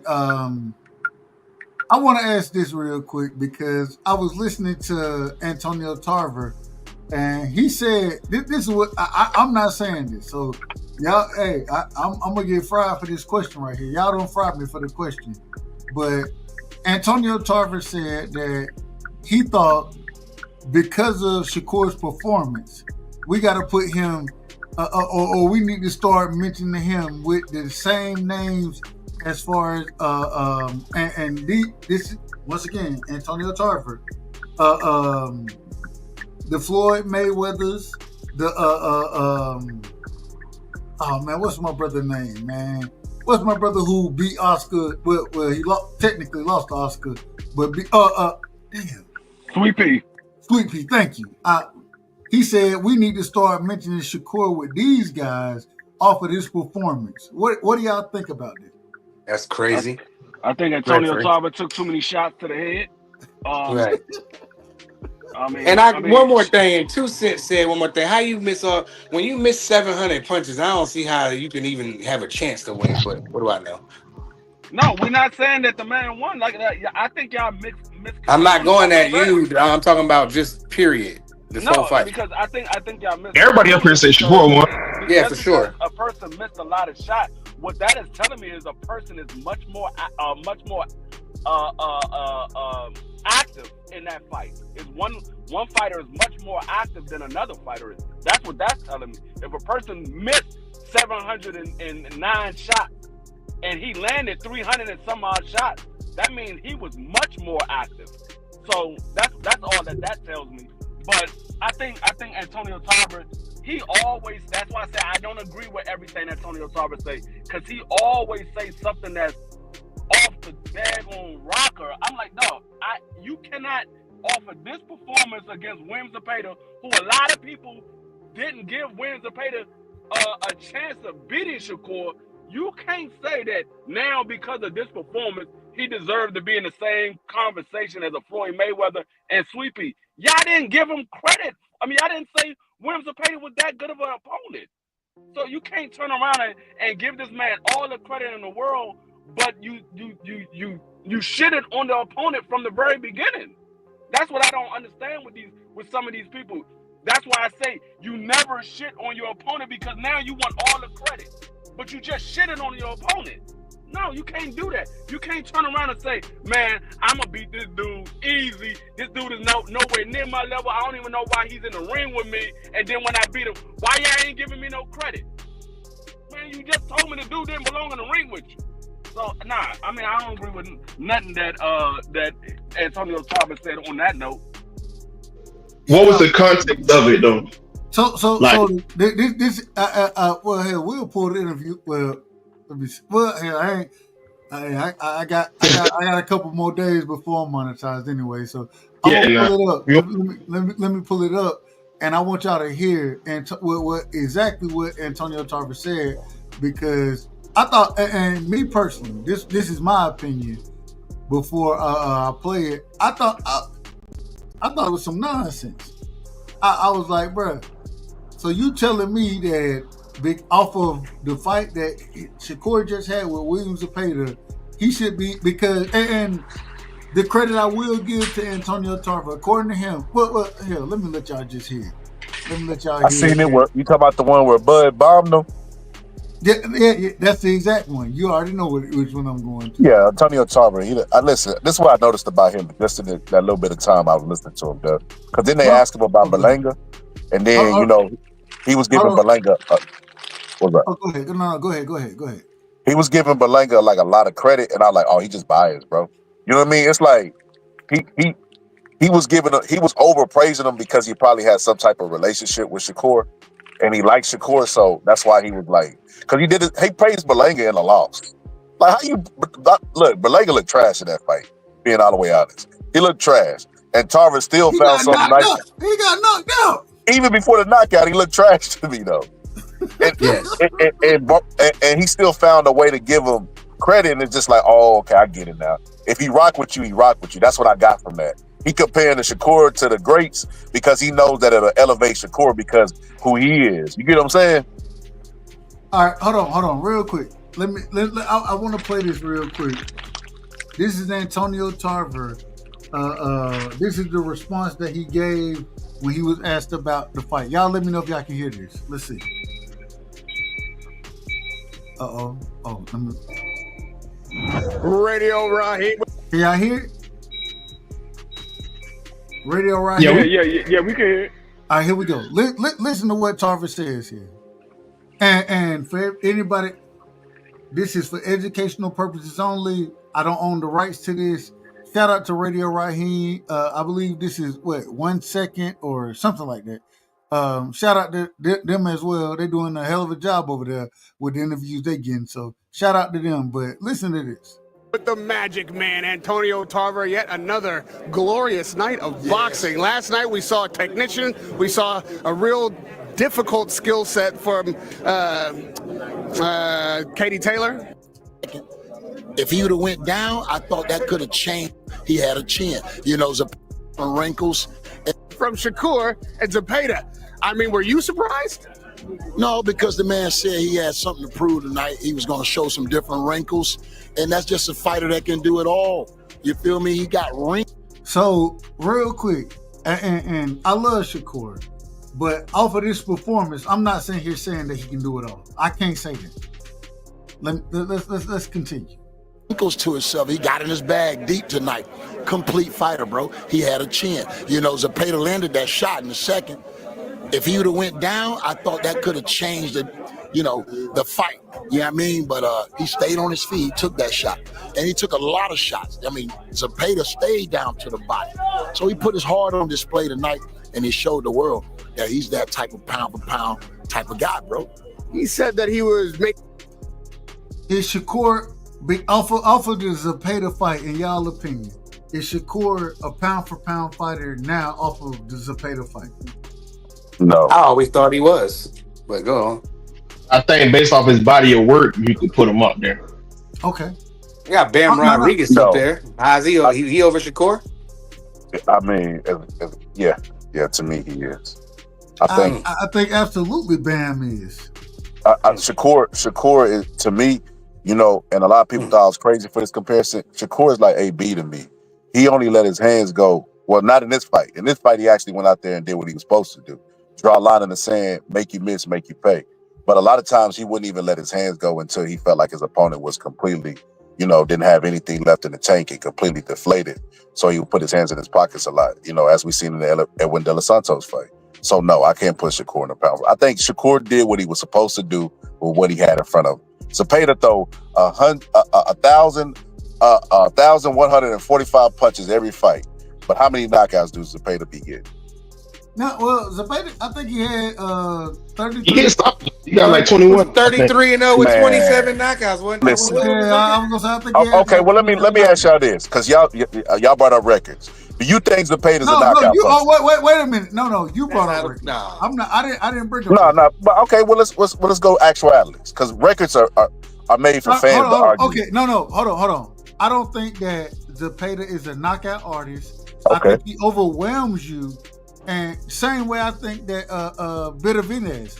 And shout out to Benavidez. Nah, Benavidez. Hold on, real quick. Let me finish. I just think that Zepeda. I don't think he's a one-punch knockout artist. I think he just overwhelmed you. He overwhelms individuals with shots, and that's how he get his knockouts. If you go look at his record, what you're gonna see is a lot of TKOs. And a TKO is a knockout just like a KO is a knockout. You know what I'm saying? I'm not trying to denigrate the brother, but I think he overwhelms his opponents, and he couldn't do that against Shakur. And the reason he couldn't do it is because Shakur fought off the ropes very well as catching him in between shots. And one thing I don't think people give Shakur credit for, he slows Zepeda's work rate down. He slowed it down by landing the shots that he landed. And so I think when I assess the situation, I think all of that builds into it, and I gotta give Shakur credit for that. You don't slow an individual down by not, whether he punching hard or not, the accuracy of his punches. And when I was looking at it, calling the fight, the nigga was going around the guard. When Zepeda went to the high guard, Shakur, he was hooking around that damn high guard. And he was very effective hooking around it. And then he started running this shit down the middle on his ass. I thought Shakur did a hell of a job letting his hands go in this fight. He was putting 2 and 3 and 4 punches together at times, bro. Like, it was an easy fight for me to score. Easy. Look, I look at Zepeda like death by 1,000 paper cuts. You know, like you said, W. He'll get a TKO, but it ain't gonna be no gruesome knockout or anything. And I think that you're gonna see that them TKOs slow down now that he's at the elite level. Like I said, I think Shakur, before the fight happened, I didn't call Zepeda trash, but I did say that Shakur has a style that's tailor-made for Shakur, because you got to have power for Shakur to respect you, like Edwin De Los Santos. You know what I mean? But he don't got that type of power. So I said Shakur would do exactly what he did, which is sit back, lay back, and counter him and draw a line in the sand. And that's exactly what he did. But his next fight he's not gonna fight like he fought Zepeda. He knew what was in front of him. He knew the power, the power level. It depends on the fighter. It depends on who the fighter is. So with that being said, see, in boxing, you always one knockout, one fight, one coaching decision away from being the worst coach ever, worst fighter ever. Literally one fight. They go fight the fights. The next fight, I don't think he fights like this. I think everybody's gonna say, "Oh, he's back to running." I knew Shakur wasn't this. I knew he wasn't that. Gonna get back to basics, though. And Scott, look, we ain't shit. Hey, boxing fans ain't shit. We ain't shit. You know what I'm saying? If you knock a motherfucker out, then hey, we gonna give you credit. But the next fight, if you get out there and do some nonsense, we gonna be on your helmet. So forget all about it, Doug. We forget all about what you did. Forget all about it. That's a fact. That's a fact. Hold on. I want to hear y'all. I want to hear y'all or hear y'all reaction to him comparing him to. Let's finish this real quick. Taking a point tonight and took more punishment than he needed to for the sake of it. Is that smart? He knew what he was doing. You feel me? Hey, sometimes, he started moving and they started booing. So y'all talked him out of that with the Tom and Jerry. He threw all that out the window and said, you know what, I'm gonna put my heart on display tonight and show the world what I'm made of. And sometimes fighters do that. But Zepeda brought the best out of Shakur tonight. That guy came with the volume punches. I think he out-punched Shakur, but he didn't outland him. Efficient Shakur Stevenson was today with his punches. Shakur said he's a dog. He is a dog. Once you let a dog taste blood, it's hard to get him back on kibble. I mean, this might be the Shakur we see moving forward. He got so much credit for it. And he's going to get so much respect. You feel me? But you got to be smart, bro. And I said my message was, don't let them trick you out your spot with that Tom and Jerry talk. You feel me? But it affected him a little bit because he fought harder. He would have never fought like that if they wouldn't have really been jigging at him on social media. So he made it a point to come out and prove tonight that he ain't no run. Hold on, I don't think it's the right one. I don't think it's the right one. Give me a second. Let me get it in order. Because I don't think it's the one where he bring out. Yeah, I don't think that's it. Because Bud bombs him. Bud I think you might want to type in was Antonio Tarver shocked by Shakur's performance? Because then Bud come in and say, no, you wouldn't. Yeah, that's exactly what he said. Hold on, I don't watch this shit already. So let's see. Hold on. It gotta be. Well, shit. Who knows? This what happen when you ain't prepared and you just go be looking for the damn shit. I ain't prepared for none of this. Let me see. All right, Shakur, what y'all gonna say now? No, that's Bud. That's Bud talking. Shout out to Bud, man. This week, man, we gotta talk about Bud Crawford versus Canelo, man. We gotta talk about that fight. But hold on. Damn. Give me a second, y'all. Y'all go ahead. Y'all go ahead. Let me make sure I find the Go for that. Y'all said Bam is more pound for pound than Shakur. I don't agree with that at all. But I don't think. In my personal opinion, I got Bam pound for pound over Shakur right now. Me personally. No, I'm saying for what though? Why though? And I'm not even. I'm not even a big Shakur fan. But I don't understand why. He said they said winning your champion. I don't see how you. I think they like you got to push a core over him, even if just by a little bit. He's done more. I think me personally. Oh, go ahead. On the level of Sonny is right. Oh, you breaking up? Say it again, Sonny. You breaking up? Shakur don't got nobody on the level of a Sonny. Like, we need to see more out of Shakur. Like, we know he got the skills, but like in the words of Teddy Atlas, against who? It's just like people that get knockouts. Like, remember Wilder was raking up all them knockouts? And then when he fought somebody with skills, I mean, the Scholar power. Mike went out. Knocked out Lewis King Hunger. No, we can hear. I can. That was me.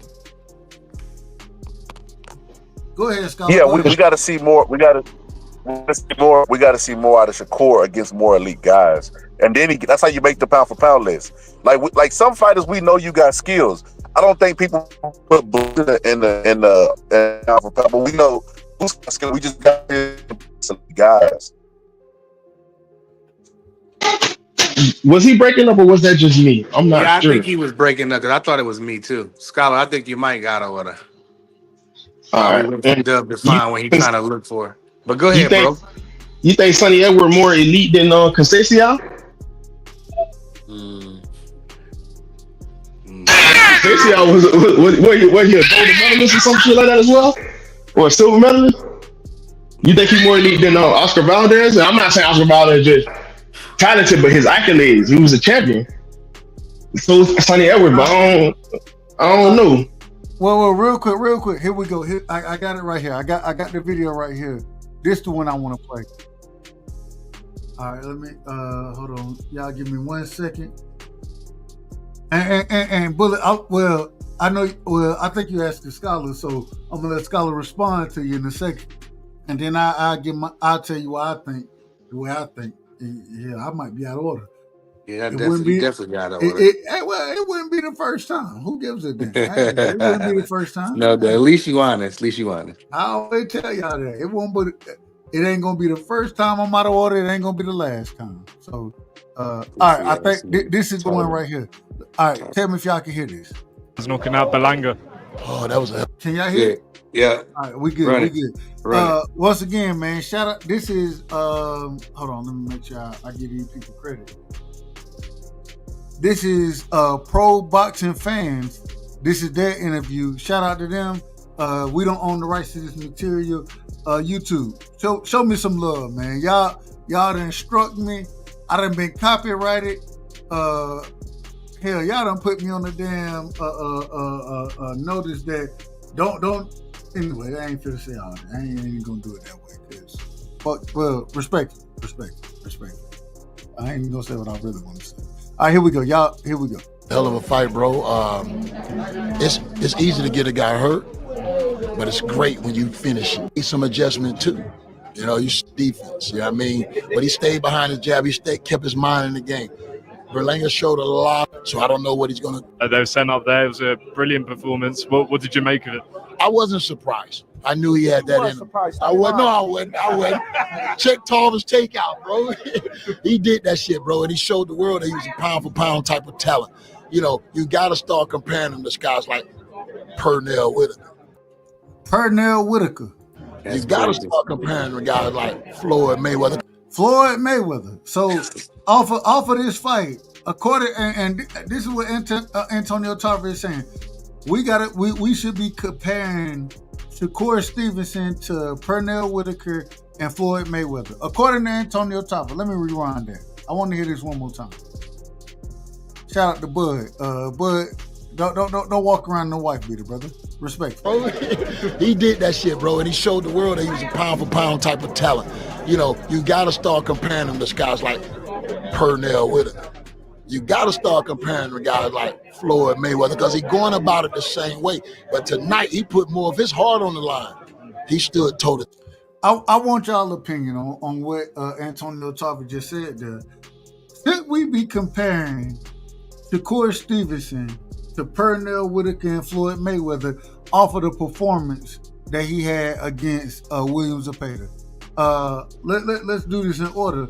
Well, matter of fact, I'm going Bullet, I'm going Prize, I'm going Scholar, I'm going Free. Should we be comparing, Bullet, coming to you first, should we be comparing Shakur Stevenson to Floyd Mayweather and Pernell Whitaker? I think based off of what he was trying to say was he's going off of like potential, his potential talent, like, you know, his style of fighting. So I don't have no problem with it because his style is similar to theirs. Now, I'm not saying he has the accolades because I think that's what people finna get harped on. Oh, he ain't did enough. He hasn't done enough to be, you know what I'm saying, just put up there in terms of name of accolades. But if you look at the style, and I'm a huge Devin fan. I put Devin, his style of fighting, I hold Devin in a high regard as well. All these guys. So if you're looking at his potential, his potential of what he can do, and we already knew it, just they say he's done it against the smaller guys. I'm talking about Shakur. Shakur has always showed the ability where he can walk you down sometimes, you know what I'm saying? And he also showed he has good feet. He can stay in the pocket and move. It's just the outside of boxing stuff where a lot of people start to dislike him in terms of, the Twitter stuff and all that stuff. But these guys are human. So if you're just going based off of potential and what he's shown in the ring throughout his career, I don't have no problem with what he said, honestly. The guy is talented. The kid can fight, bro. That's one thing for sure. I had the argument last night or yesterday. I don't know. Hey. I had the argument that they told me because of what he says outside the ring, it should affect my judgment inside the ring. I disagree with it. But let me add, Prize. Yeah. According to Antonio Tarver, do you agree with Antonio Tarver as far as us comparing Shakur Stevenson to a Pernell Whitaker or a Floyd Mayweather? Do you agree with him?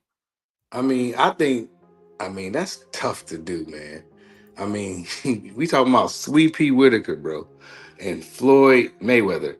That's hard to compare anybody to them guys. I feel like Shakur is still young. He getting better. He has all of the talent in the world. He showed you he got different levels. He can box. He can walk you down. He can totally avoid you. He can do whatever he wants in the ring, pretty much. But I don't want to go that far right now. I think that question is kind of tough, right? That's crazy because Floyd, like, his body of work is crazy. And, we seen Sweet Pea go in there and dominate and get robbed before. So, I mean, Shakur got a ways to go before I can say, oh, he like them guys. But as far as his talent and stuff, he definitely can be on that level. But we gotta wait and see. That's tough to ask, to say, oh, is he like Floyd or he like Sweet Pea? We should put him in them realm. I'm not gonna do that just yet. That's crazy. Cause them two dudes there is, man, it's hard to mimic them dudes. Them dudes done been through some way more stuff Shakur ain't even been through yet. This is his first real, this is Zepeda brought the best out of Shakur. We see Shakur lay on the ropes, make him miss. And, he got touched a little bit, but we see them change it up, get back in the middle of the ring, land 2, 3, 4 punch combinations at times. But to answer your question, to compare to them two, I'm not going to do that. I think that's a stupid ass comparison by Tarver. Okay. Free. You there, Free? Yeah, I'm here. what you think about what should we be comparing? Well, according to Antonio Tarver, we should be comparing. Do you agree with him that we should be comparing Shakur Stevenson to Sweet Pea and Floyd right now off of the way that he's fighting and the way he stood in the pocket? And shout out to him for standing in the pocket the way he did. I told y'all from the beginning, I didn't think he was standing in the pocket as much as he did. I thought he would do some of it, but I thought he was going to be looking to throw, and he was looking to throw in between shots. But should we be comparing Sweet Pea to, Shakur to Sweet Pea and Floyd, in your personal opinion? No, I mean, Sweet Pea and Floyd did it against top level opponent on a consistent basis. Shakur is just now starting to fight top level opponents. If you really look at his resume, he only has 4 guys that you can name out of his resume that you would consider top level opponent, and maybe not even 4. It might be only 3, but that you would consider that will be top level opponents. These guys, Floyd and Sweet Pea, was doing it on a consistent basis. So I can't put him in that category right now. Now, will he be there? He could be. If he can continue doing what he's doing and he's fighting top level opponents, then yeah, you can put him in there later on down in his career. But right now, no, he doesn't have enough body of work to say he belongs in the same category or be in the same conversation as Sweet Pea and Floyd as a pound for pound fighter or whatever have you. Nah, not right now. Okay, I ain't mad at it. I want to ask this question real quick, and I'm getting ready to shut this thing down. But I want to ask, this weekend with the women's, with the and I want to say it respectfully, the women's card. But what's Jake Paul? What's his promotional company name? MVP. Thank you. With the MVP card that we seen, you know what I'm saying? I thought that was a hell of a card outside of Amanda Serrano and Katie Taylor. Me personally. And then I thought it was a hell of a card that we seen with Turkey putting on the Edgar Berlanga, you know what I'm saying, Shakur. Man, what was y'all favorite fight of the weekend, man? What was y'all favorite fight, man? Mine was Shakur. I think Shakur had a dominant. Go ahead, Free. I'll go last. Go ahead, Free. I would say my favorite performance. I would have to go with Sedation. I would have to go with Sedation Green. Yep, I would have to go with her. That's tough because she had got a point deducted. She dogged it out, man. She dogged it out. She dogged it out. She had got a point deducted from her, and she came back in the next round and rocked Savannah Marshall and said, "Nah, I'm not gonna let this fight get away from me," because we saw when she was trying to go for her title with Franchise Cruz that she let that fight get away from her. She was like, "Nah, I'm not letting this happen again," and so she dug down deep. And one thing that I saw that she learned from her previous fights is she didn't get gassed out. She didn't spin her load early. She paced herself throughout that fight, and that way she could still be strong in the later rounds. So I have to give her my top performance of the weekend, because that was something that I didn't expect from her. I thought even though Savannah Marshall's been out for a while, I thought Savannah Marshall would be able to outbox her because of her experience and her level of fighting on the top level. So I give it to Sedation. Okay, Bullet. I don't know if you caught all the fight, but what was your performance of the week? Like, which fight did you enjoy the most this weekend? It got to be the Shakur fight because of the implications of the fight. And like D3 just said, with Savannah Marshall, she's been out the ring for a little while. There was none of that with Zepeda and Shakur. They both been kind of active, you know what I'm saying? And they both high ranked. I'm not saying Zepeda just top. He was number 1 ranked in every division and 135.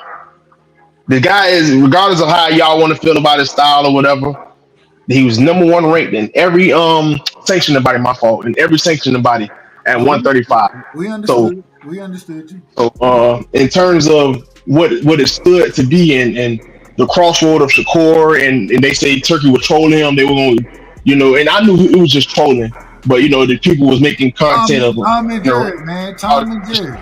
And Jerry trying to scare him, and he kind of listened a little bit to fighter style. He made it more difficult for himself, and it was an entertaining fight, an exciting fight, and a pretty close fight. Even though I felt like Shakur won clear, but whenever it's a fight like that of that magnitude, with there was no excuses going on, no injuries or whatever, even though Shakur tried to hint but take it away with his fingers or whatever, that fight had to be my favorite.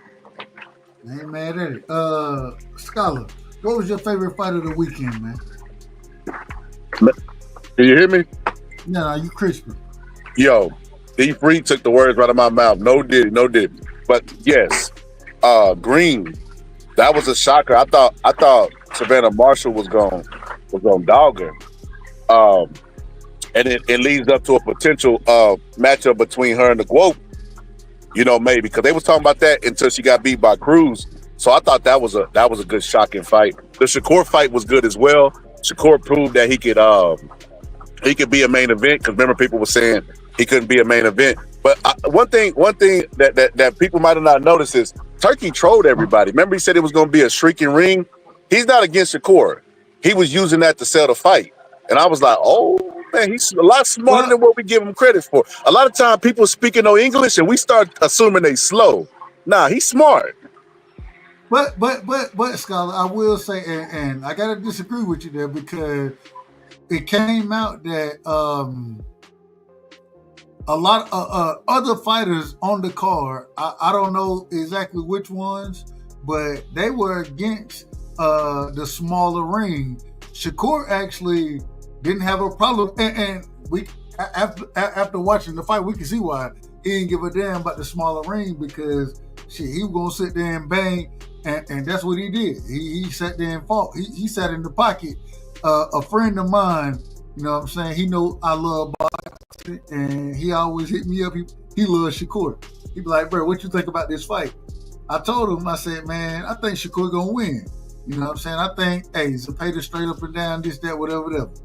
And then he hit me the next day, and I told him, I said, man, I thought Shakur did what he performed like I thought he would. I just didn't think that he would sit in the pocket nearly as much as he did. But he did, and looked fantastic sitting in the pocket. I thought the shoulder roll from Shakur, real quick, before I get into mine, I'm out of order. Prize, same question. What was your fight of the week? I mean, what was your favorite fight of the week? Green was hard to top, but I'm gonna go with my guy Shakur.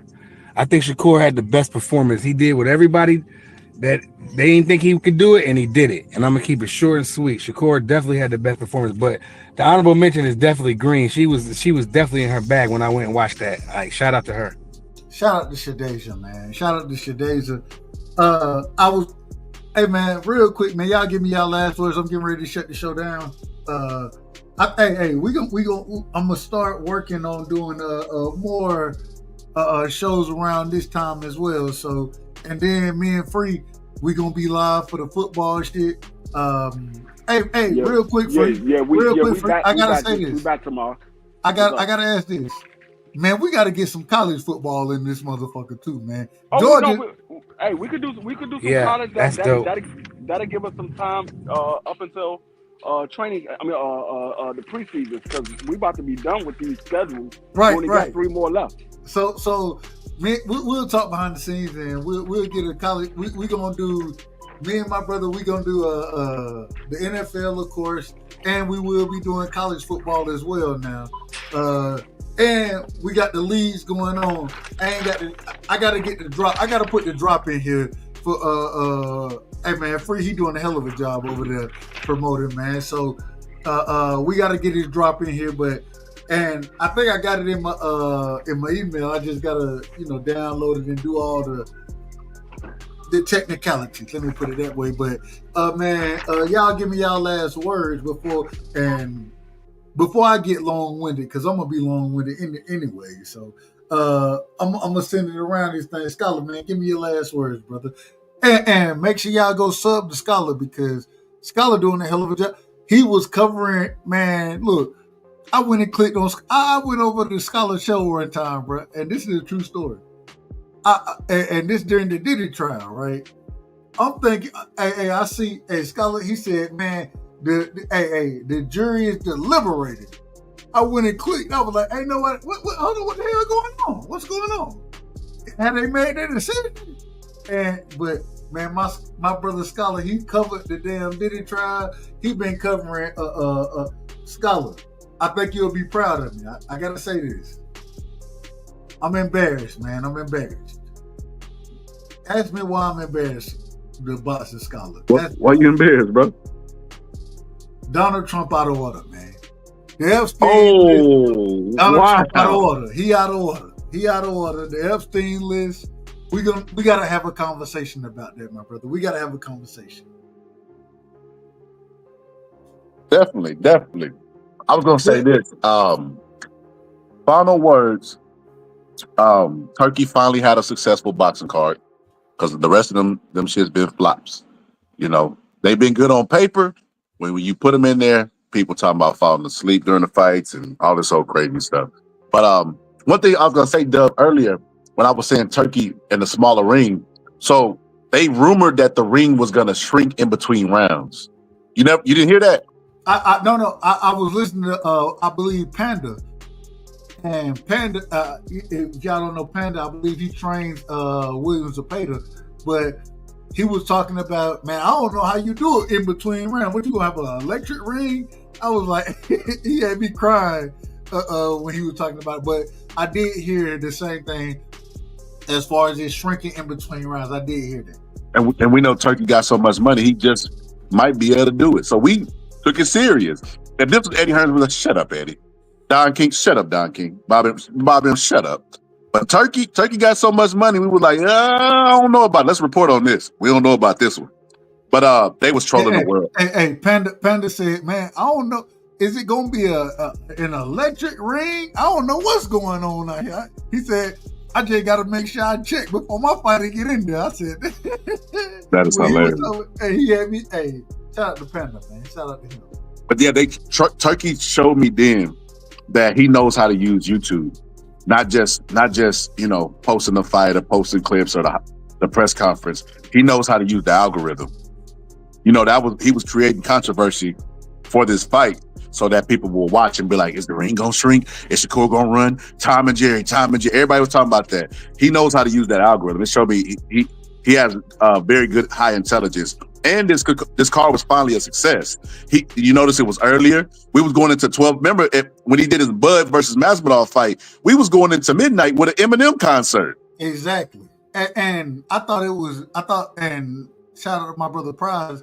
Prize, he'd be like, man, why we waiting so long before the next fight? And I thought they did a better job of lining the fights up and having them happen much faster than they did previously. So, hey man, shout out to Turkey, man. Shout out to him. Did a great job at that.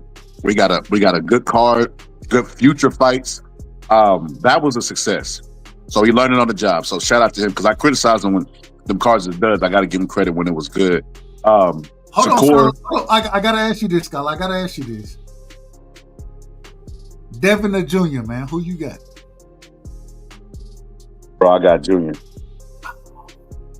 All right. We definitely got to have that conversation. I didn't want to see this fight for Dev. I wanted maybe 2-3 more fights.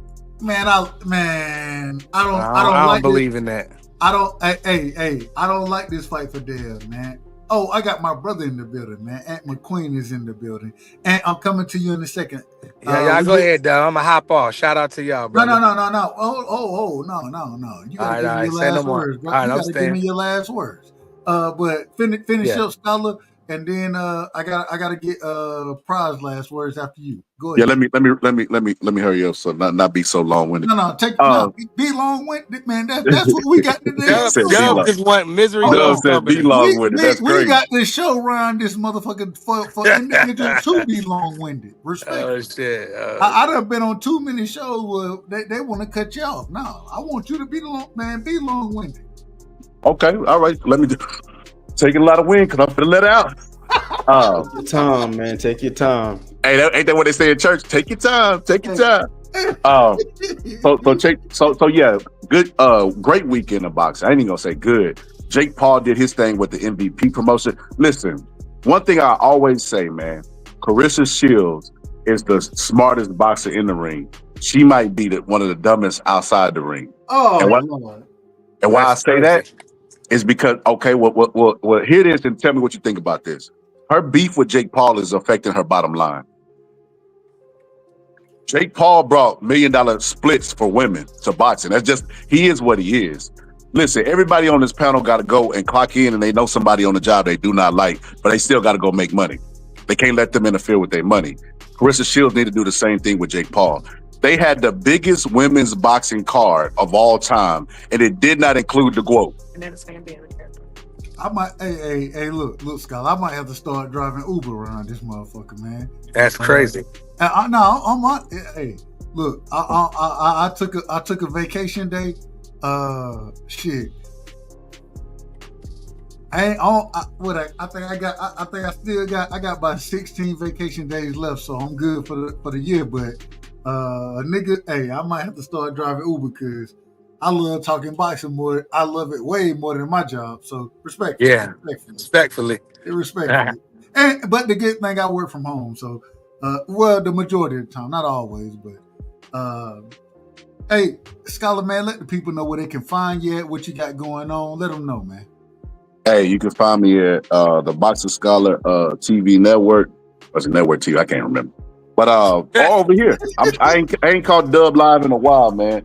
Cause a lot of times I be live when Dub live. But every time I see Dub live and I ain't doing that, man, I'm gonna definitely pull up and show love. I be trying to, man. Look, I told you I pulled up on your show one time. Hey, you had the Diddy watch going, and when I was like, man, god damn, but he got 400 folks in this motherfucker. Yeah, I done seen 500 people before. Hey, wait for the damn. Hey, shout out to my brother with Scholar, man. Scholar was cooking on that shit. Y'all make sure y'all go pull up to the Scholar channel, man. He do a hell of a job over there. Always, he talk boxing. He talk everything. You know what I'm saying? Hey, he my competition. I ain't gonna lie to you. We in competition with each other in a good way. You know what I'm saying? We support each other. So much love and respect. No, let me stop you. I don't compete with brothers. I embrace. No. When I say competition, I don't mean that we compete with each other like that. I'm saying that we be live at the same time sometimes. Got you. Man, my brother, he doing a hell of a job over there. And man, y'all make sure y'all go check him out. Go, man, sub to the Scholar, man, because like I say, doing a hell of a job, man. Hey, like Floyd Mayweather, a hell of a content creator. A hell of a content creator. A hell of a content creator. Bullet, let me get your last word. I gotta ask you the same question, man. Devin, yeah, get prize fighter. The prize fighter was gonna get up out of here. Okay. Go ahead, Prize. Go ahead.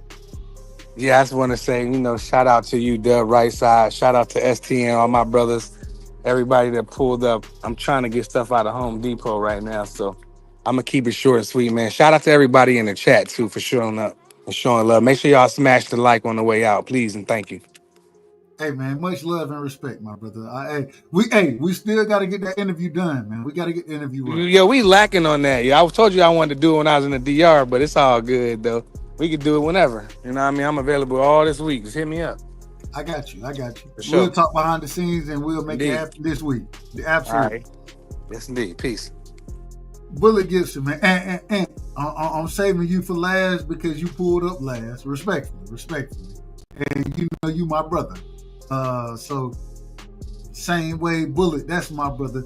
Bullet. Devin the Jr., man, who you got? Yeah, you already know who I'm going. Big Hanos. Come on now, Big Hanos. For sure. Hey, I ain't mad at it. Nah, look, though, because I already know, and hey, duh, it's boxing, bro. Shit. Just because, you know, and You know I'm biased. I'm biased. For sure. I'm a Georgia boy, and Junior a Georgia boy. Hey, like I said, I think 2 nights ago, man, I'm rooting for both of these brothers. Win, lose, or draw, I'm still gonna be a fan because you know I love Devin. You know I love Devin. I love Junior. Man, I'm rooting for both of these brothers, man, and I'm glad that they're making the fight happen.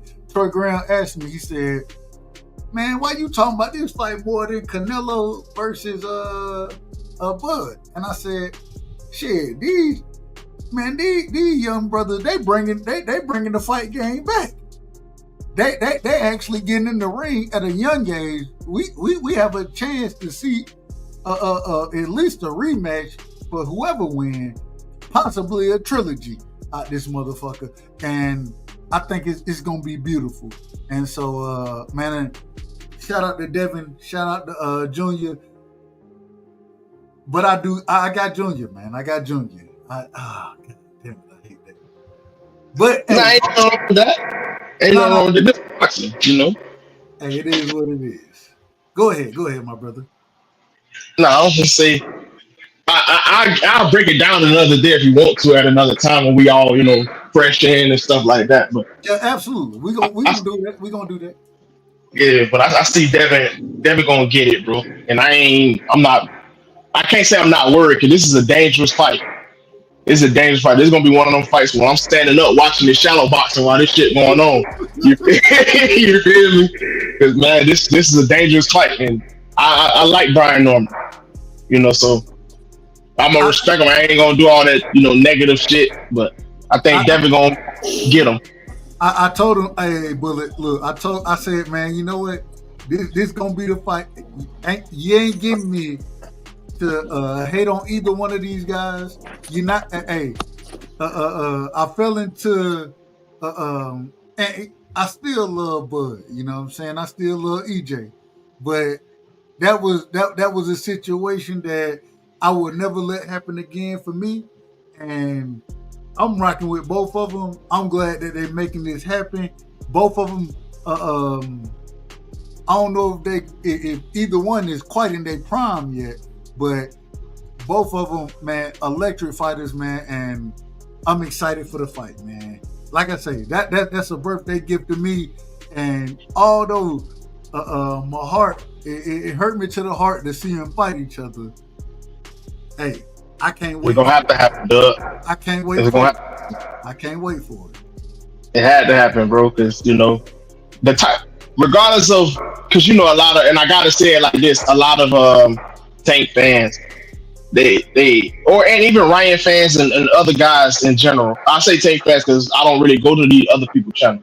Yeah. I only go to, you know, the guys that like Tank, but they have this misconception about Devin. They think he's just weak and he's afraid to fight tough fights. But Doug, me and you both know the guy ain't ducking no smoke. He ain't ducking no smoke. Exactly. Soft spoken, but the man is nowhere near pussy, bro. Nowhere near. That nigga, bro. Devin does. People, I done heard so many people say Devin duck smoke. Man, this man don't duck no smoke, bro. This man, he look. He's sick, and regardless of what y'all want to tell me, it was a bad contract or a bad percentage. He's, as an undisputed champion, he sent Shakur an offer to fight him. He sent an offer. Hold on, man. The man, real quick, the man fought Lomachenko, beat his ass. You know what I'm saying? The man, him and Teofimo Lopez is confirmed that they were in negotiations, and Teofimo Lopez, the individual who said I ain't never made $1 million for a fight, this nigga, he got a $10 million offer maybe 8 million. I don't know what the exact number is. Let me put it that way. It was a multi-million-dollar offer. And get what he said. I don't want no smoke. Devin ain't ducking no smoke, bro. He want all, regardless of what anybody want to tell me, that man ain't ducking no smoke. And I respect him and love him for it because that's what we need in the sport. Exactly. We need man, that. All right, This is what boxing is about. This is what boxing is about, and it was also confirmed because I know people ain't gonna say it. It was also confirmed by Eddie Hearn, this guy's promoter, that Devin Haney agreed to fight Boots at 147. That's a fact. And man, that's a fact. In negotiations, and Boots 152. You know what I'm saying? Boots said he wanted a catch weight at above 47, 52. There we go. And so, man, Devin ain't ducking no smoke, man. He not. Regardless of what anybody want to say about the man, that man ain't ducking no smoke. He taking on all the tough competition, and you got to salute him for it. You got to show that brother love, man. That brother, he doing it the right way, in my personal opinion. This is what boxing is, but this is why we became a fan, bro. Like, you ain't gotta like him, you know. You want to say Bill be capping over, that's cool. Everybody, you don't have to like Devin, you don't. But you got to respect boxing as a whole, though. At least respect that, you know, there's a fighter that's willing to fight somebody. I don't like his style he run or how you feel about him. That's cool. But boxing as a whole, man, this man coming to fight. So, you know what I'm saying? And I think Devin gonna get him, bro. And man, hey, just like what Bill said, what are you gonna do when you gotta pick up the Rougarou? I ain't saying Devin gonna knock him down. So hold on. Hold on, wait a minute. You gotta let me get mine off. You gotta let me get mine off. Well, hey, Bill say, what are you gonna do when you gotta pick up the Rougarou? You know what I'm saying? But I'm not saying Devin gonna go in there and beat him like that. I'm saying Devin Haney is gonna win the fight. And like I said, I give more of a breakdown when Doug have a show and we all fresh in it and stuff like that. But I think he's gonna get in there and do his thing. And I think Brian Norman gonna get in there and try to do his thing as well, man. I'm proud of both guys. I'm waiting to see what happened. And a lot of guys not gonna talk about it as well. They try to bait Devin into talking about little fella situation, but he ain't do it. He ain't do it. You know what I'm saying? So, man, I'm ready, bro. I'm excited. Man, I'm excited for that fight, and man, look, like I said, I'm excited and nervous at the same time for both fighters. You know what I'm saying? But at the end of the day, I'm rocking with both of them regardless, and win, lose, or draw. You know what I'm saying? I and you done heard me say this before. Win, lose, or draw, I'm gonna rock with Dev. Win, lose, or draw, I'm rocking with Junior. And so I'm glad that they in the ring with each other. That was my birthday gift. It was announced on my birthday, and man, I'm excited for it, but I'm nervous. I'm very nervous for both fighters. But at the same time, shit, what the hell what the hell we watch boxing for?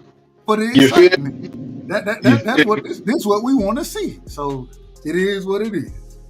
Hey Doug, before I go, Junior said, "Why you hiding behind your security guard?" And I'm in your motherfucking face right now. Dev said, "Nigga, I don't need no security guard." Brian Norman said, "You a bitch, you bitch ass nigga." Dev say, "You a bitch, nigga. You a bitch." Man, that shit had me hyped, bro. No disrespect. I ain't trying to curse and get you demonetized, bro. That gave me that Regis and Dale feeling. I'm talking about the promo when they were in the black screen. That shit gave me that feeling. So it just get me hype as a fan, bro. This shit getting lit. Bam, about the fight coming up. I like that kid too. The Bull fight coming up. Usyk and Dubois. Yeah. Boxing is looking good, man. Boxing looking good. I'm excited. Hey. Boxing on the way up right now. It's on the way up. So, and it fell down for a second, but these young brothers, they rejuvenated or rejuvenated. But I got you, baby boy. Go ahead. Say it one more time for me. Rejuvenated. But revitalized if you want to go that route, baby boy. You good, man? Go on and cook. Revitalize, rejuvenate, whatever you want to call it. they bringing the sport back, and I love like all rejuvenized. of it. I love all of it. But hey, much love and respect, Bullet. And Bullet, before you go, dog. Before you go, much love and respect, like my man Mr. Respectfully said, man. If Devin comes in there in that pro grade straight, that pro grades form with that pro grades confidence, man, it's gonna be a hell of a fight. That's what I was gonna say, man. I wasn't gonna talk bad about Dev. You ain't never heard me talk bad about him at all. So dog, I'm never gonna do that. But I say this. When y'all say he gave a contract, you know that contract was cannon fodder, bro. He wasn't fighting at 30. You know he wasn't fighting at 35 no more, bro. He was done. Was the contract sent, Mr. Chipman? It was sent, but it was all right then. All right, hold on. If the contract was sent and all Shakur had to do was sign it, that's it. And once that right, no, you absolutely right about that. I that's the one mistake that Shakur made. He should have signed it so you could see how it would have played out. You're right about that. But he was done at 35. If y'all go look at my banner right now on my show or on my channel, I got Shakur and Devin up there. I love Shakur as well. You know what I'm saying? So, hey, I'll be just as torn. I'll be just as torn as I am with Devin and Junior. I'll be just as torn with Devin and Shakur. But at the same time, I still want to see it. I want to see it. But at the same time, I feel you on that. I love it. I love all of it. We got to see these fights, bro, for sure. But Bullet, man, salute to you, fam. And salute to my man. You already know what it is. You know, hey, nothing but love and respect, my bro. Hey, Bullet, I got to get you on for an interview as well, man. I got to get you on for an interview because, you know, you my brother. But, hey, do your thing. And shout out to the young ones as well, man. Your youngest. Shout out to your youngest. Absolutely, brother. It's all love. And I see y'all things in the chat. I see everybody in the chat, man. Salute and blessings to all of y'all. Straight up. Hey, man, much love and respect, my brother. Much love and respect. All right, let me get Mr. Chipman. We coming to you in a second, but I got Ant McQueen in the building, man. If y'all don't know, Ant, real quick, man, let the people know because we shutting it down and it's really final words. But man, we gonna be long-winded around this motherfucker anyway. Let the folks know first off where they can find you and what you got going on because if anybody want to know anything about breaking a damn fight down, you need to go over to Ant. Shout out to Ant and Mr. Chipman. They kind of combined there. You know what I'm saying? Kind of combined. It's my esteemed colleague right there. But well, and I say this respectfully. Ant the one who gonna be pointing this shit out. Mr. Chipman, I ain't gonna denigrate Mr. Chipman. No, not denigrate me. Ant McQueen is over there. He's Chuck D. I'm Flavor Flav. Go on and say it, dog. No. Well, wait a minute. Mr. Chipman, we can't denigrate you because every time you come around, you got something great to add to the panel, regardless of where you at. Anytime I hear you cook, you already know I got the bells and whistles belong to Ant McQueen. Go ahead, Ray. You good. But I got the utmost respect for you. So, but Ant, man, same question real quick. First, before I ask anything, let me know, man, or let the people know what you got going on, what you and Mr. Chipman got going on over with. I believe it's well. I'm gonna let you call it out accordingly. And drop the link right there, Casuals Corner. There we go. Yeah, we just watch fights, take notes, see what we see. Watch training footage, see how things may possibly translate to a fight. Watch media workouts sometimes, see how things may translate to a fight. Because a lot of times we watch people with the media workouts and we just look at the shape, the condition that they're in. Oh, you looking lean, or that dude right there, you might be drained. But sometimes the workouts, they might reveal a little something. Like 2 Cents and I was just talking about Ryan and Dev. You go back and look at the media workout and see the way that Derek James was doing his pad work. It was very pragmatic. practical things that I hate Derrick James' pad work, bro. It just looked awkward to me. I don't know what it is. I don't know why it looks awkward to me. I don't know. I can't stand watching Derrick James and his fighters doing pad work. I can't stand it.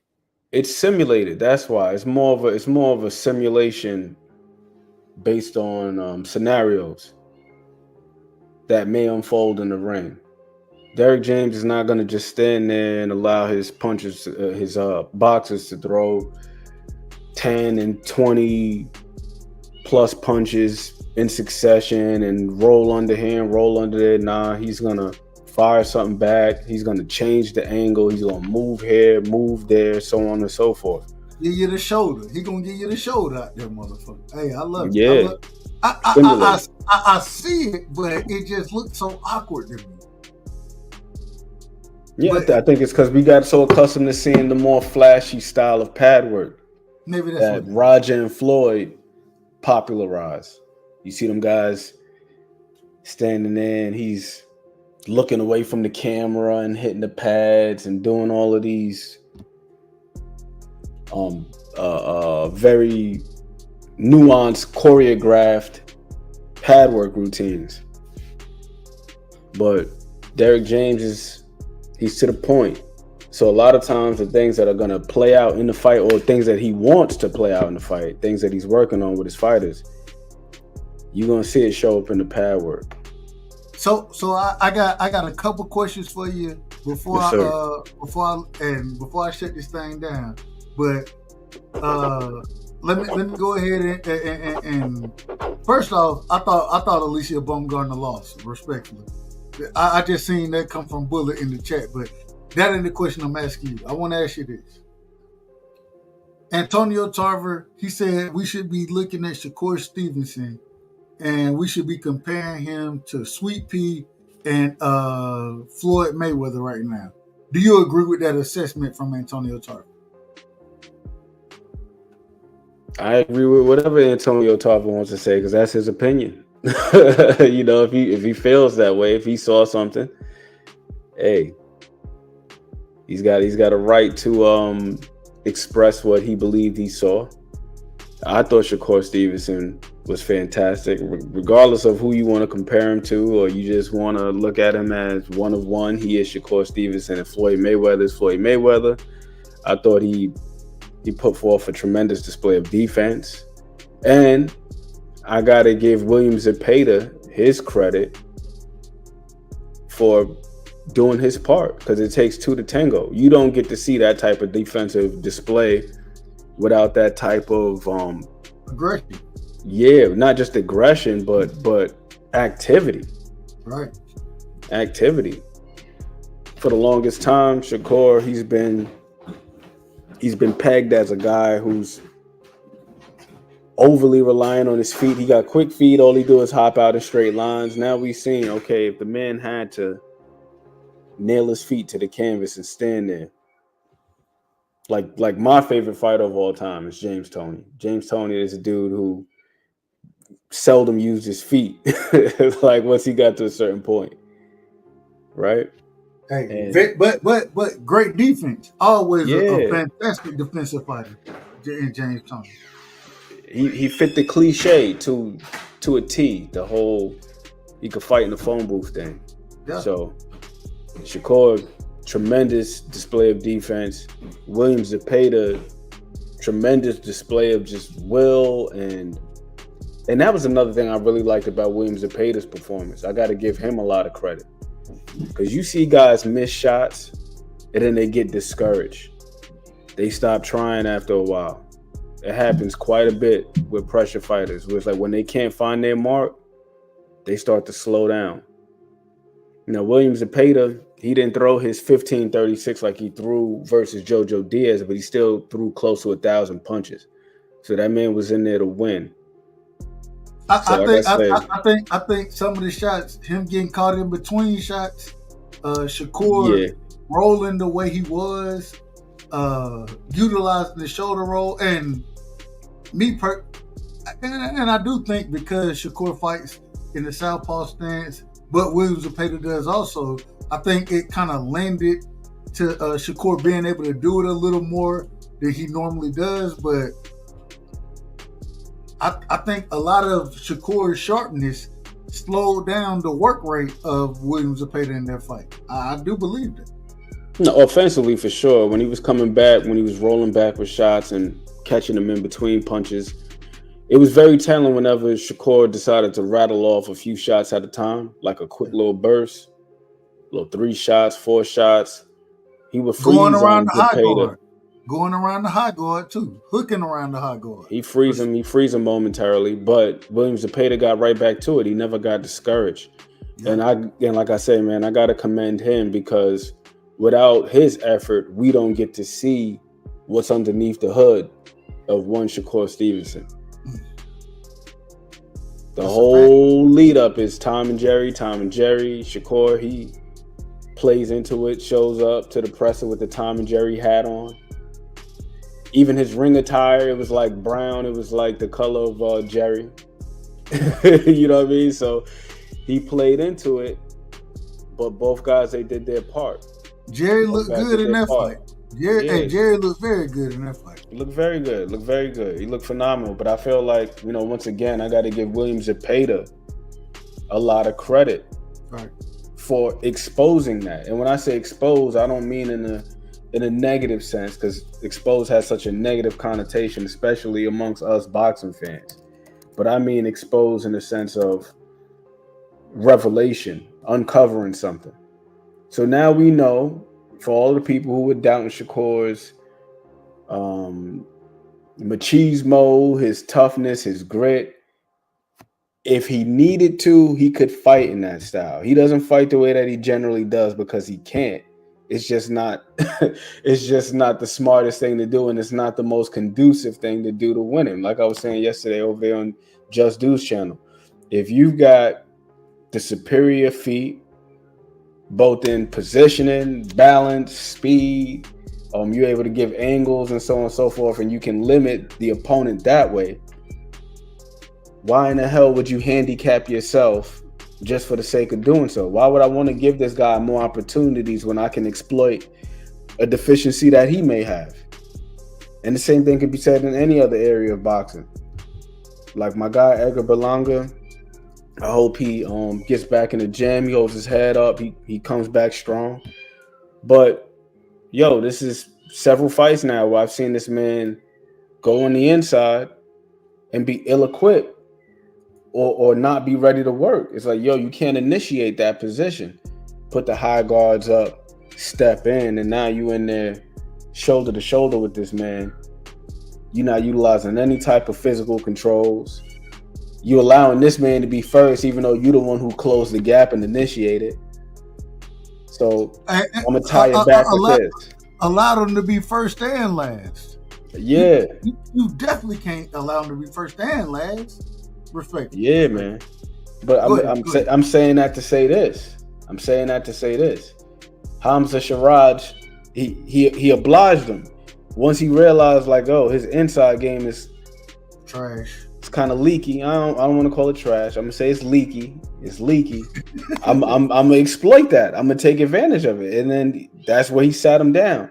Now, me personally, I had Hamza Shiraz winning the fight just based on a lot of. I thought it was a UD. I thought it was gonna be a UD. Me too, but I did think he was going to drop him. But I thought it would be similar to the way that Marcelo Caceres dropped him. Right. Marcelo Caceres was taking a step back. He got Edgar to reach. Edgar tried to fire a left hook, and he left his feet, and he just slipped it, came over the top of the right hand. I thought it was going to be a knockdown of that variety.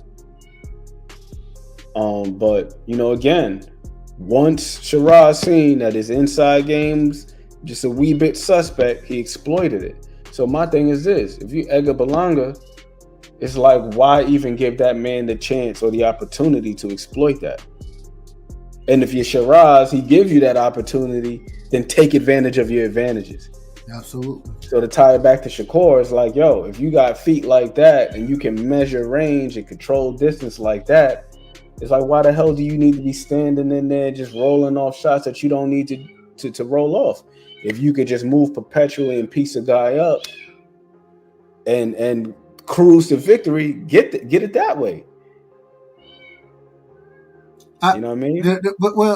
I think, and this is just my opinion, I think Shakur listened to the fans too much. I think he listened, and I always, and I always tell you, I'm very biased, right? I'm very biased about guys that I like. I'm a fan of Shakur, fan of Devin.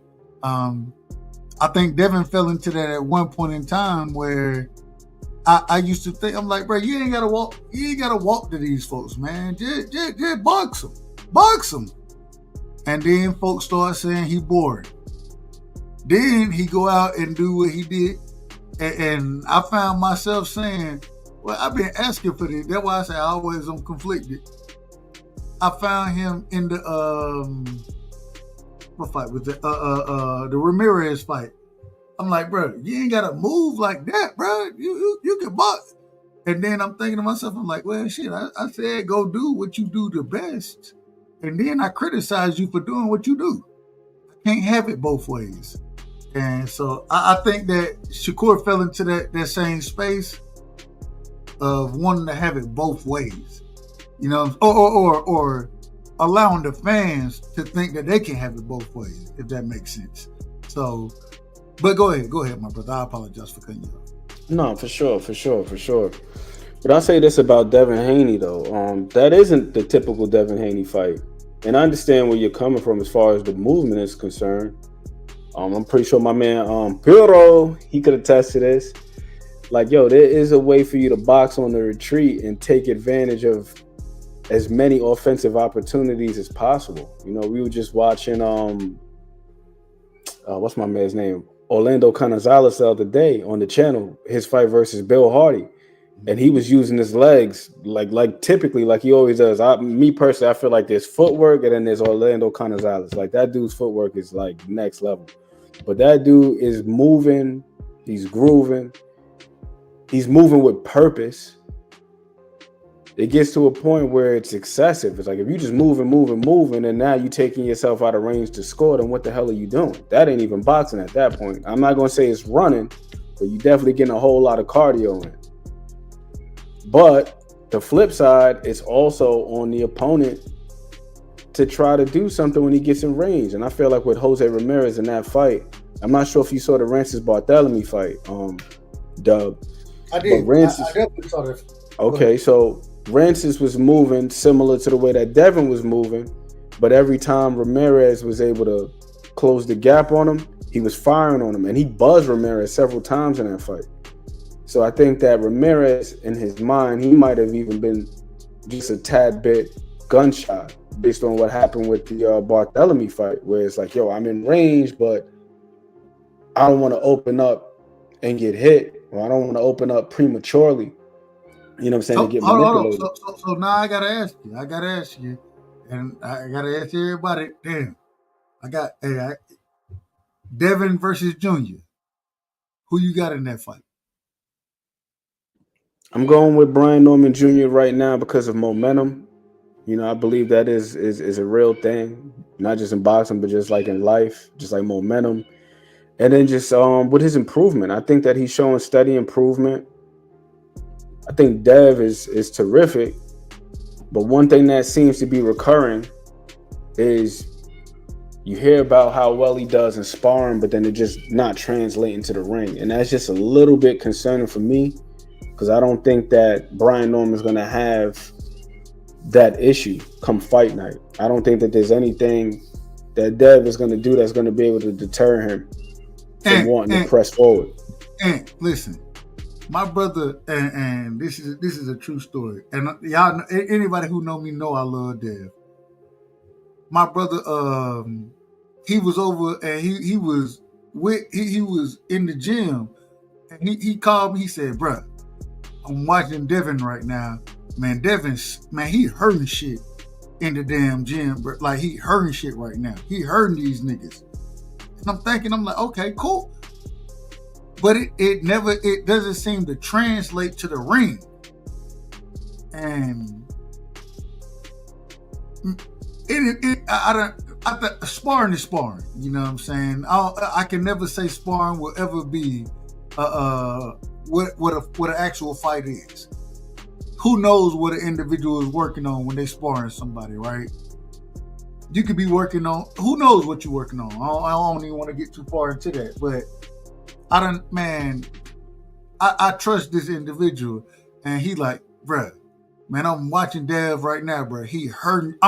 He put me on the phone with Bill and shit. Like, he like, bruh, he hurting shit, bruh. He fucking shit up in the gym. And then he get in the ring, and I'm like, it ain't translating. That's what Shane Mosley was saying in that video. He was saying how, round one, okay, fail out. And then it never really progressed from there. And I think beyond just guys working on things, psychologically, it's a whole lot of pressure trying to stave off performance anxiety. Because we've seen what happened before with the Ryan situation. A lot of people were clowning him for getting knocked down and dropped and so on and so forth. And he can't block a left hook, whoopty whoop whoop. So I can only imagine that that's something that's hard to stave off in your mind. And with Brian Norman, there's none of that. Like, for him, most recently, it's just been stopping guys. So he's coming into the ring with a different level of confidence. I don't even think that that's in the back of his mind. I'm pretty sure everybody knows that there's a possibility that anything can happen. But in the front of his conscience, I believe that Brian Norman is supremely confident. And just talk about the measurables. You know what I mean? Like, Brian Norman got the longer reach. So what I'm curious to see with Devin Haney is, like, how are you going to generate offense? Because Brian Norman is also a pretty solid counterpuncher, man, like, in his own right. I think it's probably the most underrated aspect of his game. Right now, the prevailing sentiment is the power, the left hook, because we've seen he just knocked a month and a half out of Jin Sasaki's memory bank, right? So we know he got power, but I'll say this: look at the shot that he clipped him with. That wasn't just a walk up to you and club you upside your damn head with a hook type of shot, man. He set it up. He set it up. Yeah, bro. He took the little half step back because he peeped the way that Sasaki his technique on his stab jab. Sasaki tried to stab, he caught it on the elbow, and then boom, caught him on the chin. Like a little catch and shoot. So the dude got some skills. And I think that's the thing that's being kind of overlooked. Just a tad bit overlooked with him. Yeah, underrated about his game. We know he got power, but he got other things with him too. And that's not to say that Dev don't, because Dev is a good fighter in his own right too. But just like right now, I gotta lean towards Brian Norman Jr. Okay. Hey man, and we gotta have you back on the show. I'm getting ready to shut. I'm trying my best to shut this motherfucker down. It don't ever work how I want it to, but hey, I appreciate you, my brother. And well, real quick, let the folks. Well, I think you already let them know what you got going on, but man, when next time you're gonna be live, so I can pull up. Anytime I get a chance to go and break down the footage with you, you break it down better than me. I always say I think you smarter than me as far as boxing go, but I tried my best. So when you gonna be live? Man, T Hill, we might have to do something after this. We gonna reconvene. I had some sleep tonight, so I'm gonna be good. Yeah. You know me and T Hill, I'll shoot him a text like, yo, you want to watch some boxing? Hey, look, hey, Mr. Chapman, give him my number. When you shoot Mr. Chapman the information, let me know as well so I can pull up. So I'll give Ant your number for sure. Not a problem, man. Mr. Chapman, let me get your last. Man, my last words is it was a great week of boxing. Some bouts didn't play out the way that I thought, but most of them did. Unfortunately, I lost 3 this week. Well, I only lost 2, and it was on the women's side. I had Metcalf beating Sweet Sugar Sharnetta. What's her name again? Sharnique. Yeah. Sharnika, I had her beating. Exactly. I was sorely mistaken there, and I had Serrano finally getting the nod over Katie Taylor, but that was, I don't even know what that was. I don't give any of them a win. And man, look. So, all I'm gonna tell you is the Air got his ass whooped. The Air, they whooped the ass in that fight. They put hands on the Air. Shadow boxing. They were shadow boxing. They was putting on for the city, I guess. It was a glorified shadow box. That being said, on the men's side, I said that the women's card would outperform the men's. I was sadly mistaken. There was a very good event. I saw two fights differently than it played out, both winning. I had Matias by stoppage. I had Shakur by stoppage. Unfortunately, neither got stoppage. It was good fights in both. One of them was kind of questionable. People believe that Puello actually won the fight.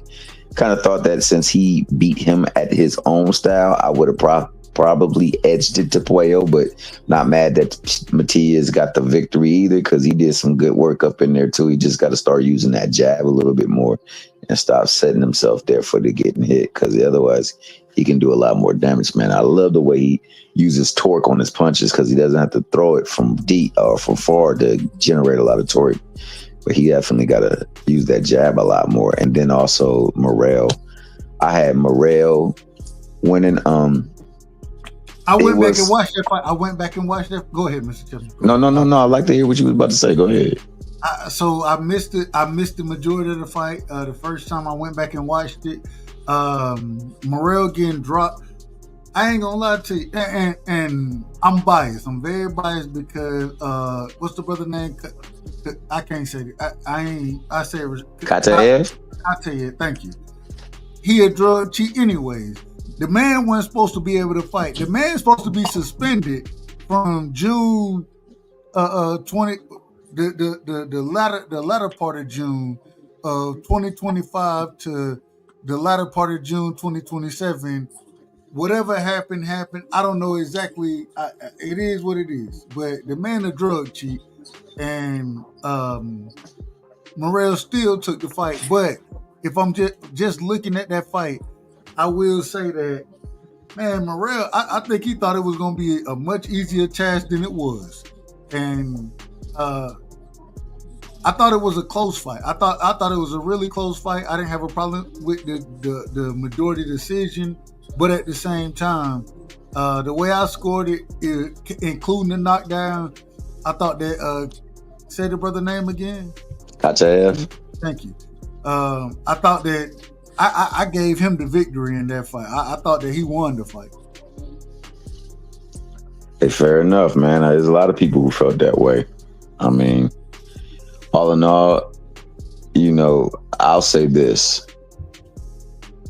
We definitely got to start putting the dang commentary to a certain standard too, because it was too much party favoring going on, man, and the commentating. But it's to be expected a lot, but that seemed to be a little bit over excessive. It reminded me of the Atlantis Fox. Damn, what's old boy name? Rolly Romero. No, the Atlantis Fox fight. Not Atlantis Fox. Michael Fox. Michael Fox. Michael versus what's his name? I know exactly who you're talking about. Shit. Yeah, man, that was ridiculous, man. They were glazing the hell out. He won that fight. He won the fight. He actually won the fight, but they said he did nothing in the ring, man. He controlled the ring the whole time. He dictated the pace of the fight, everything. But I listen to all these fights. I turn the volume off when I'm listening, and most of the time, if I get a chance, I'm trying to call it. So I don't listen to the commentators. Me personally. And I know you trying to go, and I know Coach Eddie came up here, and I've already talked. So what I'm gonna say, man, is looking forward to the. Yeah, for sure, because that's ATL, dog. So we got to make sure ATL. That's Georgia in the house. So we gonna make sure that we gonna conclude this with Warner Robins and ATL doing what they do for the great state of Georgia, man. You guys have a wonderful day. Bless up. My man Ant McQueen and I, we shall be going on, man, at the Casuals Corners. Y'all all is welcome. So Glow, you definitely can come through, man. We could discuss that question over there as well too, as we break down that film, because the film don't lie. more times than not. Before you go, you know, I always got to tell you, I appreciate you. And, man, you know what it is. Anytime I need somebody to talk to, if I'm out of order, you know what I'm saying, I can reach out to my brother, Mr. Chapman. And Mr. Chapman, he hold it down in a very respectful way. So, man, much love and respect to you, Mr. Chapman. Yeah, Sir, he Boachuk. That was it. And put it up in the chat. Boachuk, man. Fox versus Boachuk, man. I thought Fox was robbed. Nah, I fully thought that was a robbery. But much love and respect. Appreciate you. Much Mr. love Chapman. to you, Dub Rightside, because you know what? If you ain't rocking with my man Dub Rightside, Mr. Respectfully, you on the wrong side. Wrong side. Hey. And that's just the bottom line. So you be easy, man. And happy birth month to you, baby boy. Birth month. Appreciate you, Mr. Chapman. Much love and respect as always. You know what it is. Shout out Coach Eddie, man. Solid individual. Hold on, wait a minute. I gotta get Coach Eddie the introduction right there. You know what I'm saying? We got the great. Hold on, man. Let me do this. Nah, don't do me like that, man. No, we gotta do it. We gotta do it because I don't get a lot of, and I say this respectfully, I don't get a lot of individuals. I don't get a lot of individuals from the great state of Georgia in here. You know what I'm saying? And so, Coach, we gonna give you the respect and the love because you my Georgia brother. You know what I'm saying? Yes, sir. And so at the end of the day, we gotta stick together. It ain't a lot of us out here on YouTube. So when I get my Georgia brother up here, it's a tad bit different. It's just a tad bit different. So man, shout out to my brother Coach Eddie, man. Y'all make sure y'all go show that brother love. The man, he's boxed before, you know what I'm saying? Shared the ring with a few of the greats, you know what I'm saying? Especially, I believe, correct me if I'm wrong, Columbus, Georgia. I don't want to speak too much on it, but Coach Eddie, man, welcome to the show. And man, give me your opening and closing. Take your time, though. Take your time. Be long, as long-winded as you want to, because that's what we do around here. Okay, man. I appreciate that introduction, man. I was listening to the show, just enjoying you brothers cook and break down the perspective. Sometimes I just like to sit back and listen, man. But man, great weekend of fights this weekend. I think Friday, I believe the best fight on that card was the CRUSHDALEGEnd Green Marshall fight on the women's card. I'm gonna say they stole the show. In my opinion, that was a good scrap right there. Of course, the main event, it didn't really live up to the expectations, but I knew from the round one, I said these girls gonna box tonight because I don't think neither one on one to go through that type of fight again. Like to have two wars, with the same individual, both of them lumped up, cut up, bumps and bruises.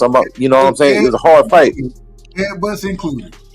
Yeah, exactly. All that stuff, man. So I said they coming for their money tonight. They ain't finna put on like that tonight. And I was right. I seen the first 2 rounds. This is what it's gonna be for the entire fight. Like I say, when Serrano should need to start wearing basketball shoes to the ring.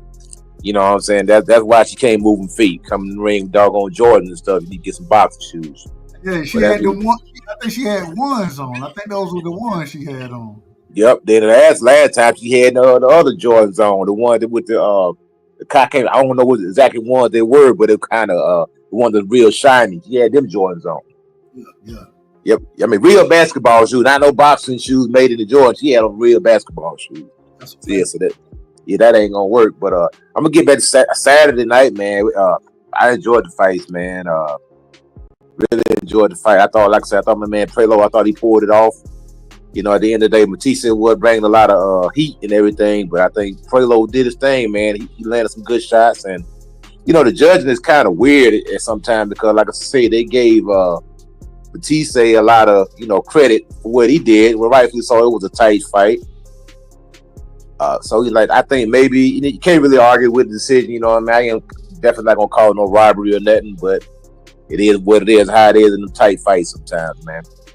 As far as Dave Morrell just fights like an idiot sometimes, man. It's like I don't know what's going on in his head, man. It's like he got a talented fighter. Ronnie Shields got to rein him in, man. Ronnie Shields got to rein him in. Got to, man. Go ahead. He be doing too much. Be doing too much out there, man. Trying to showboat, acting up, not paying attention. That's why he got clipped that time. He got hit mid hop, bouncing on the toes. Thinking the ring, thinking the round was coming to an end, which it was. He let his guard down. Let his guard down. Knowing that the round was coming to an end, and he got clipped right there, like 3 or 4 seconds left. Who you thought won that fight? I thought Katayev. I thought he won the fight. You know what? In a 10-round fight, I can't really even argue with you, man. I can't argue with you, brother. To be honest, man. I think, like I said, I think the politics came to play the part. They're like, look, this dude is basically on a freaking suspension. We can't do that with him anyway, man. You know what I'm saying? So Morrell, he got a gift, and all fighters do get gifts throughout their career. You know what I'm saying? So that was a gift for him. He need to take that gift and he need to learn from it, because that fight could have easily went the other way, but they didn't really have no financial incentive to get the fight to the other guy. You know what I'm saying? So like, screw him. He a drug cheat anyway. He's suspended. We can't do that with him. So it is what it is. I was shocked that they even allowed the fight to happen. Like they had to go through they had to jump through some loops to make that fight happen. You know what I'm saying? But it is what it is. Yeah, that was crazy. But you're exactly right, man. Now with the Shakur fight, everybody's saying that's his best performance. To me, it's not. Okay. It's not. That's not his best performance. He had better performances than that. I give him a B on that performance, but I don't know why everybody's saying that's his best performance. When you go back and look at his previous fights, he have had better performances than that. Jamel Herring performance was better than that. In my opinion, that's one of his best performances right there. This fight right here, Shakur, he done somewhat of a rope-a-dope. Laying on the ropes allowed him to rest and allow him to absorb the pace of the fight, if that makes sense. No, I think he laid on the ropes too long at times, but then I can kind of see the flip side. Maybe the pace of the fight would have probably took a toll on him if he would have tried to keep it in the center of the ring the whole entire fight, because laying on the ropes they allowed him to rest. Let me ask you this. I heard somebody say that when you allow yourself to either be in the corner or on the ropes, then it gives you a chance to measure your shots easier than being in the center of the ring. Would you agree with that? Oh yeah, absolutely. And not only that, it allows you to rest too. Now, if you got a sharp shooter like a guy like Shakur or Floyd Mayweather or James Toney, those guys are really good fighting off the ropes. Even Ali at times was good at fighting off the ropes. So it does allow you to rest at the same time, allows you to use your vision and your accuracy and your timing to run guys in the shots. Now, the only downside to that, if he was in there with somebody who was throwing looping type shots, some overhand type shot like a Maidana, he would have got caught over the top. But Zepeda was just throwing this kind of random punches, basically to the midsection. He didn't really throw any looping shots that were coming over the top. Another thing too is that Shakur, didn't really use this jab like he needed to, which I think he was designed on purpose. Basically, laying on the ropes is kind of letting Zepeda, take some of the steam off the shots, man. Pretty much, and letting Zepeda kind of wear himself out a little bit, somewhat of a rope-a-dope. Let the man punch himself out. Then when Shakur felt the power start to dwindle, then that's when Shakur started stepping to him, trying to get him out of there. Shakur got to fix their right hand, and it's entirely too wide. When he cocks it way back and tried to sling it, he's leaving himself open way too much. And he missed that shot a lot too. He missed it. He missed it, and Zepeda wasn't there to make him pay. To capitalize on it. I agree with you. I agree. But somebody like Tank, you can't miss with somebody like Tank that wide. He gonna catch you. Yeah. Or even my man Roach, if you miss like that wide, you're gonna get caught, man.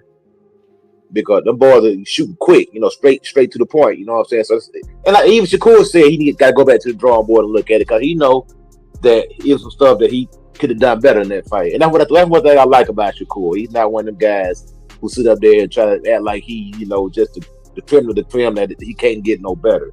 He's always trying to improve. And he'll listen to certain people. He ain't gonna listen to everybody, but he'll listen to certain people. You know what I'm saying? So the one thing I do give him credit for, but hats off, I give him a B for that performance. I give him a B for that performance. I'm pretty sure he probably give himself a B for that performance because he's a perfectionist. Because Shakur's not gonna give himself an A for that performance. What about Berlanga and Sherrod? Did you see it happening? Did you see it? I knew it was gonna happen. Yep, I've been spamming chats the whole week. I've been lit every podcast I've been on. Been saying, hey, look, man, Sherrod's gonna put this boy to sleep or TKO. I already knew what time it was. Berlanga seemed like he was intimidated. In my opinion, he tried to hide the intimidation with bravado. You know, trying to act like he's tough, trying to overcompensate. But I just seen in his eyes which how Sherrod was just looking at him like he was looking through this dude. You know, I said, I know that look. You know what I'm saying? Yeah. It's cool, calm, collective. Let this dude do all the talking he want. But come fight night, it's over with for this guy. You know, and that's what I seen with Sherrod. And not only that, just a technical ability. That Sherrod was just he's a better fighter than Berlanga. And then he just came off a fight with Carlos Adames, and Carlos Adames is a much better fighter than Edgar Berlanga. Much better. I love watching Adames fight, respectfully. Yes, sir. Much better fighter than Berlanga. He was a lot harder to hit. Berlanga's was too easy to hit. And I always knew Berlanga always had defensive holes in his game.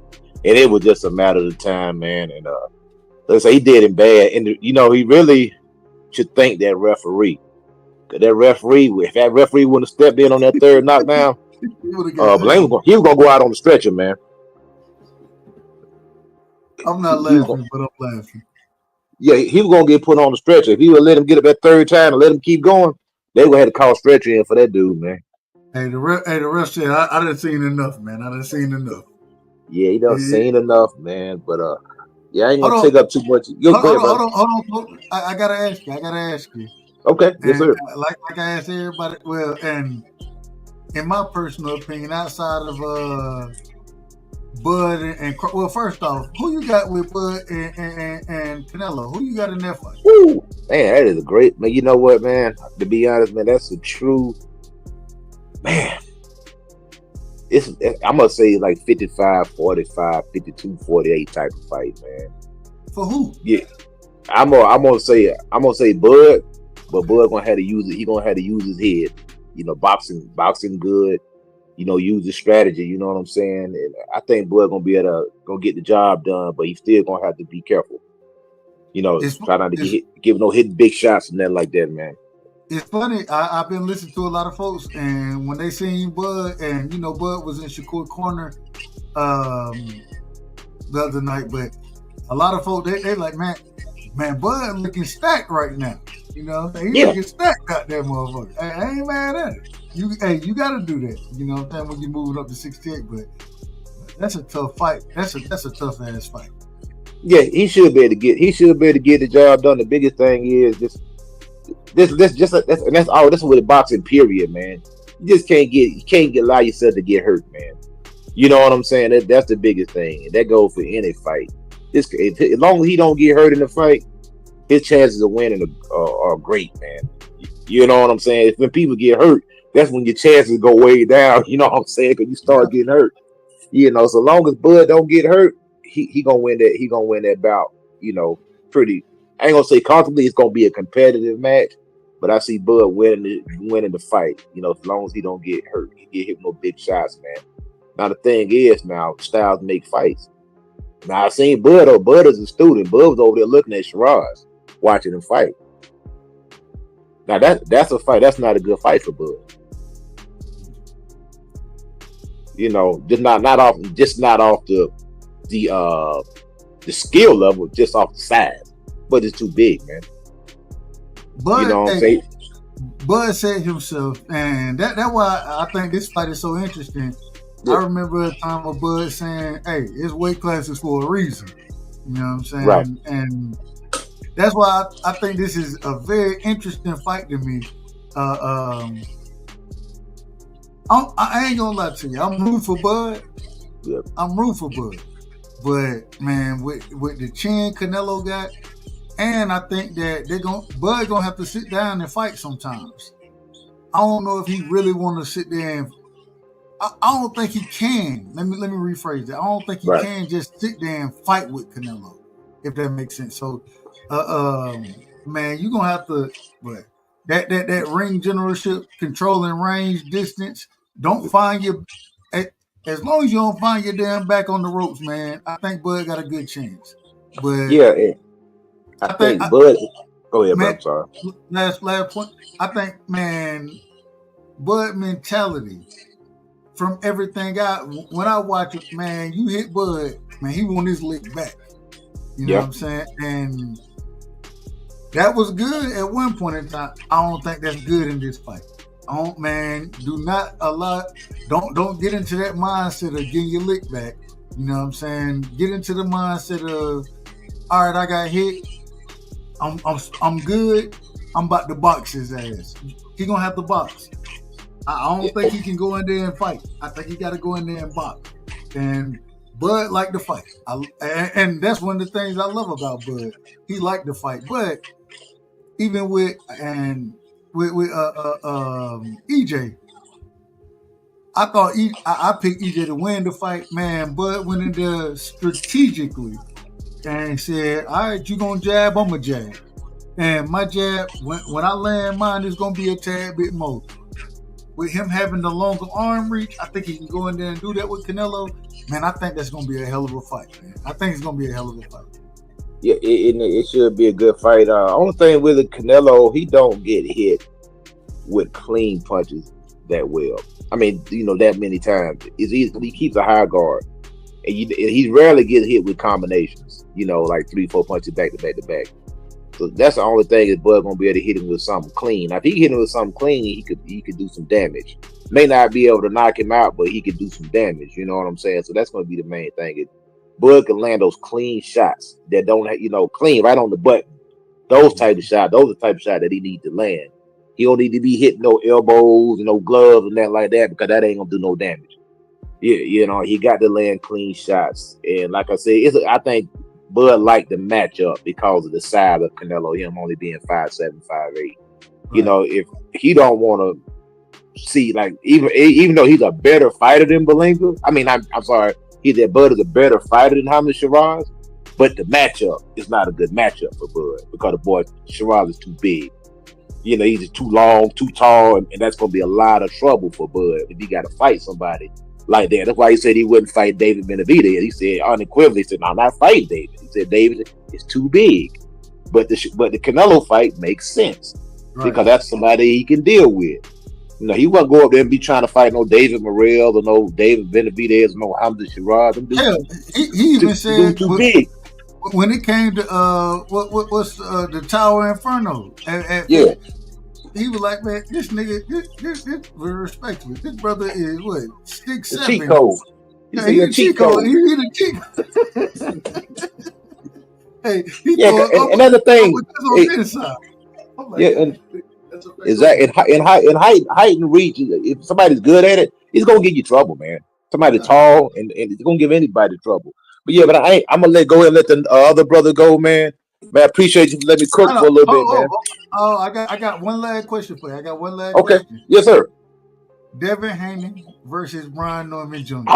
You already know, man. I'm going with the home team. Norman, man, all day. Shout out to the A, man. Shout out to Georgia, man. Real quick, stop it. How you see that fight playing out?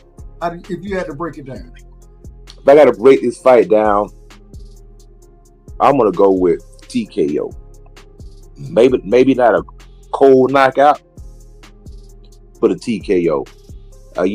One thing about the only gripe I got with Devin, man, Devin just try to act like he just this goddamn god of boxing, man. Like, bro, the way this dude be talking, man, and then the way he talk and then the way he perform is two different things, man. Bro, if you talk the way you talking, you supposed to be in there murking people, man. You know what I'm saying? I understand being confident in everything, man, but that dude be talking like he just, Leroy Brown or something. I said, bro, really? You know what I'm saying? He's so dismissive of his opponent sometimes, which I can understand you being, dismissive to some of them other guys, but he always points to Lomachenko. Lomachenko is nowhere. It's not Brian Norman Jr. Yeah, Lomachenko may have a different skill set than Brian Norman, but you're talking about a guy who started his career off at 126 pounds, that moved up to 135. There were two different fighters, man. This is a much harder fight than a Lomachenko fight. You know, you talk about a guy that you was way bigger than, that's shorter than you. You had to reach the side. You had every advantage over this guy, maybe other than experience. So this Brian, don't point to that. People like to point to the Lomachenko fight in the Regis Prograis fight. Regis Prograis was a diminished Regis Prograis. A guy who was in his mid-30s. His best days were behind him. You fighting a young guy that's 23, 24 years old, got power in both hands, who's very confident, who's very skilled, who's more than just a puncher, a guy who can do a lot of things in that boxing ring. And he's gonna have trouble.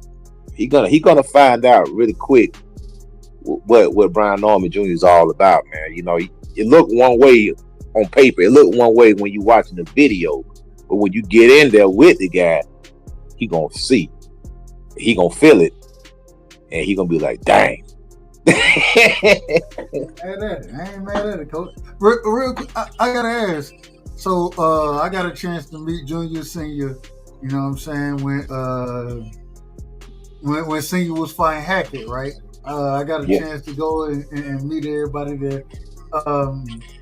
Have you had a chance to rock with? And real quick, you train in Atlanta, correct? I have a gym out in the metro area, out in Douglasville. So that's about from Atlanta. I'm about 12 miles west from Atlanta. I know exactly what Douglasville is. You know what I'm saying? I used to live in Atlanta, so shout out to the great state of or the great city. But Douglasville is a hop, skip, and a jump away. So, have you ever had a chance to work with either one of them? I never trained Brian Norman Jr. I have seen him fight. He fought one of my fighters in the amateurs. He came to my gym a couple times with to do some sparring with some of the guys at the gym and stuff like that. I know his father because his father used to box. His father used to box over there. First time I seen his dad fight, he fought at a bowling center over there in Douglasville. So his dad, like I said, his dad was a professional boxer also. So I had seen him fight also. And I met Brian on occasion, you know, and I talked to him sometime on the phone, this brief conversation, but, you know, asking him about if I can bring, you know, one of my guys over to spar with him. I do have I got a middleweight, and he's an amateur. He's pretty good, but I want to see, you know, I want to test him out, put him in the ring with Brian, and maybe they could possibly use him for the camp, you know, if he does a good enough job and they feel like he brings some value, you know, to the camp and can help Brian get ready for his fight. So it's more like an audition, so to speak. You know what I'm saying? Let my guy go over there and see if he can give him some good work. And if he gives him some good work, then maybe he can use him for the camp. And they let you know hold on, what's your fighter name, if you don't mind? No, his name Tony Patton. Tony the General Patton. Okay. So yeah, he an amateur. He up and coming, but he's a good little kid. He can fight, man. He's like 21 years old. So he can fight, man. So like I said, we got to make connections in this game, man. And, you know, and Brian already, you know, he's a world champion, local guy. You know what I'm saying? If you get in there, you know, do your good job with the champ, he can look out for you. You know what I'm saying? Yeah. No. Hey, and they give you a chance to get better. That's right. Exactly. They give you a chance to get better. So that's a great thing right there, man. Coach Eddie, man, I appreciate your energy, your time. Oh yeah, thank you, brother. Yes, sir. And man, we gotta have you back on the show, man. We gotta talk. And you know, we love boxing around here, and so I gotta get your information. So we get an opportunity to chop it up again, man. We definitely gotta do it. Yes, sir. Like I said, you can Google me. You can call me direct, man. Just Google me, Douglasville Boxing, man. My phone number pop right up, brother. All right. Just Google me, man. Yes, sir. When you get a call from 478, I'm a country nigga from Warner Robin, so I'm from Macon, but my hometown Macon, Georgia. You right around the corner then. You right around the corner. Yeah, the Mac town, yes, sir. Man, shout out to the Mac, man. Hey, so but man, much love and respect, and we got to do it again. Yes, sir. Absolutely. All right, my brother. I appreciate you. All right, brother. Yes, sir. Man, we had a hell of a show tonight. I'm so used to being live at night. I gotta realize, man, it's the middle of the day. I'm so used to saying, man, we had a hell of a show tonight. But it's been a hell of a show. And man, shout out to everybody who pulled up, man. I appreciate all y'all brothers, you know what I'm saying? My brother Bullet, my brother Thomas Hill, Mr. Chairman, as I like to call him, Aunt McQueen, D Free, prize fighter, you know what I'm saying? If I miss y'all, I apologize. Hey, Piro, where you been, brother? Piro, come back, man. You know, hey, that's my brother right there, Piro, man. Man, all y'all, man. I ain't got nothing but love and respect for y'all. And at the end of the day, I think everybody understand, man, I just love the sport. You know what I'm saying? And the reason we all vibe and rock with each other, because we all love the sport. You know what I'm saying? So, it's gonna be a good time. We got some good fights coming. We had a great card, 2 great cards this weekend. You know what I'm saying? I don't know if the Pro Box card. Y'all got to go back and watch the Pro Box card. That was a fantastic card in itself. You know what I'm saying? Go back and watch that Pro Box card, because you had some fighters over there, up and coming individuals that, in my personal opinion, have a chance to be something special. You know what I'm saying? So, man, just thank y'all for rocking with me, and man. And let's do it, man. Fuck this. No, man, y'all, fuck it, man. Let me go ahead. When you have individuals, right, like Aunt McQueen, individuals, they don't know who Aunt McQueen is sometimes, right? And they be like, man, this fucking, man, get what I be thinking. Get what I be thinking right here. The fucking nobody? That fucking nobody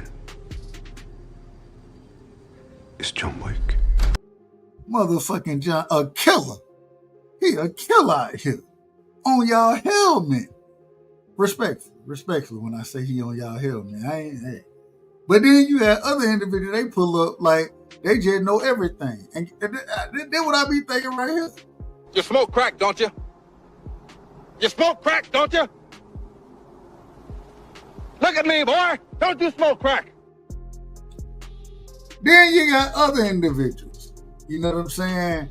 Tell me they know everything. They done been in the boxing ring. I'm like, well, who your fault? They tell me this. Well, let me ask you this. Who was the best boxer ever, in your opinion? I know you're a boxing expert. Me. You? You're the best boxer ever? Mm-hmm. Well, who'd win in a fight, you or Mayweather? Me. Okay. You're better than Mayweather. Okay. Yeah. You or Mike Tyson? Mike Tyson is a He's scared of me. Seriously. I be thinking to myself, I'm like, man. The fuck is wrong with you people? Who raised you? But at the end of the day, we all love the sport. As long as you don't get in the ring and say this right here, then in my personal opinion, you good with me. What happened? I just got my hair done 2 days ago and she put grease in my shit, so the shit was like, you know, like when you sweating and things like that and the grease come in my face, it burnt my eyes type shit. Damn, why y'all booing like I'm saying bullshit? Like, this is real facts. But we room for the brother. We room for Tank Davis. We don't want that, hey, no harm to come to him. I hope that all the allegations are incorrect about Tank Davis, in my personal opinion. I hope all the allegations are incorrect and that brother, he's been falsely accused one time. I hope that he's falsely accused this time. But if it's true, we just gonna have to call a spade a spade. This is outrageous. This is outrageous. And then we gonna say, damn. It's a bunch of bull. Well, hey, my brother Dankfather said, man, run the whole motherfucking video. What happened? I just got my hair done 2 days ago and she put grease in my shit, so the shit was like, you know, like when you sweating and things like that and the grease come in my face, it burnt my eyes type shit. Damn, why y'all booing like I'm saying bullshit? Like, this is real facts. Come on, man. I just got my hair done 2 days ago. wait, the wheel is gone. I just got my hair done 2 days ago. I just got my hair done. And she picked grease in my shit. I just got my hair done 2 days ago. I just got my hair done. I just got my hair done. I just got my hair done 2 days ago. I just got my hair done. And she picked grease in my shit. I just got my hair done. I just got my hair done. I just got my hair done. I just got my hair done. I just got my hair done. I just got my hair done. Why y'all bored like I'm that bullshit? Like this is real fast. Like this is real fast. Why y'all bored like I'm that bullshit? Like this is real fast.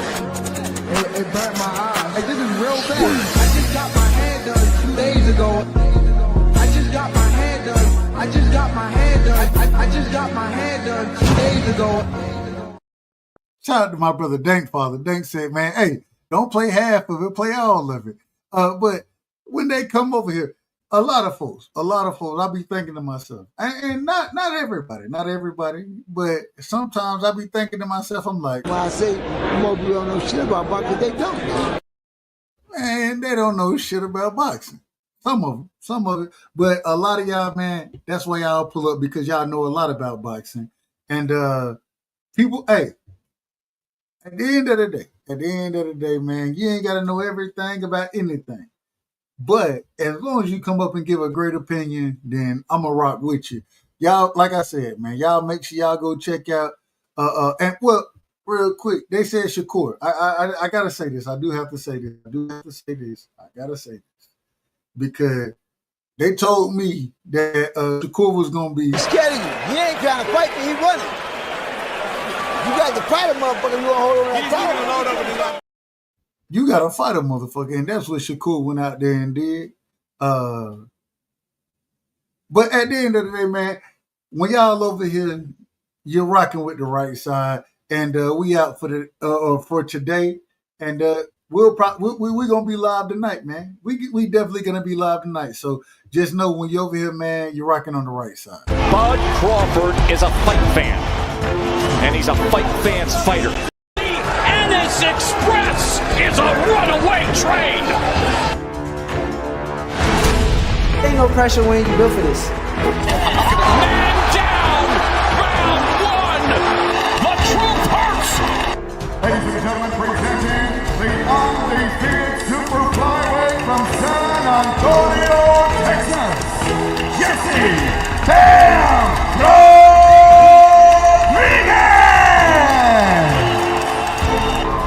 The universally recognized undisputed lightweight champion of the world, Devin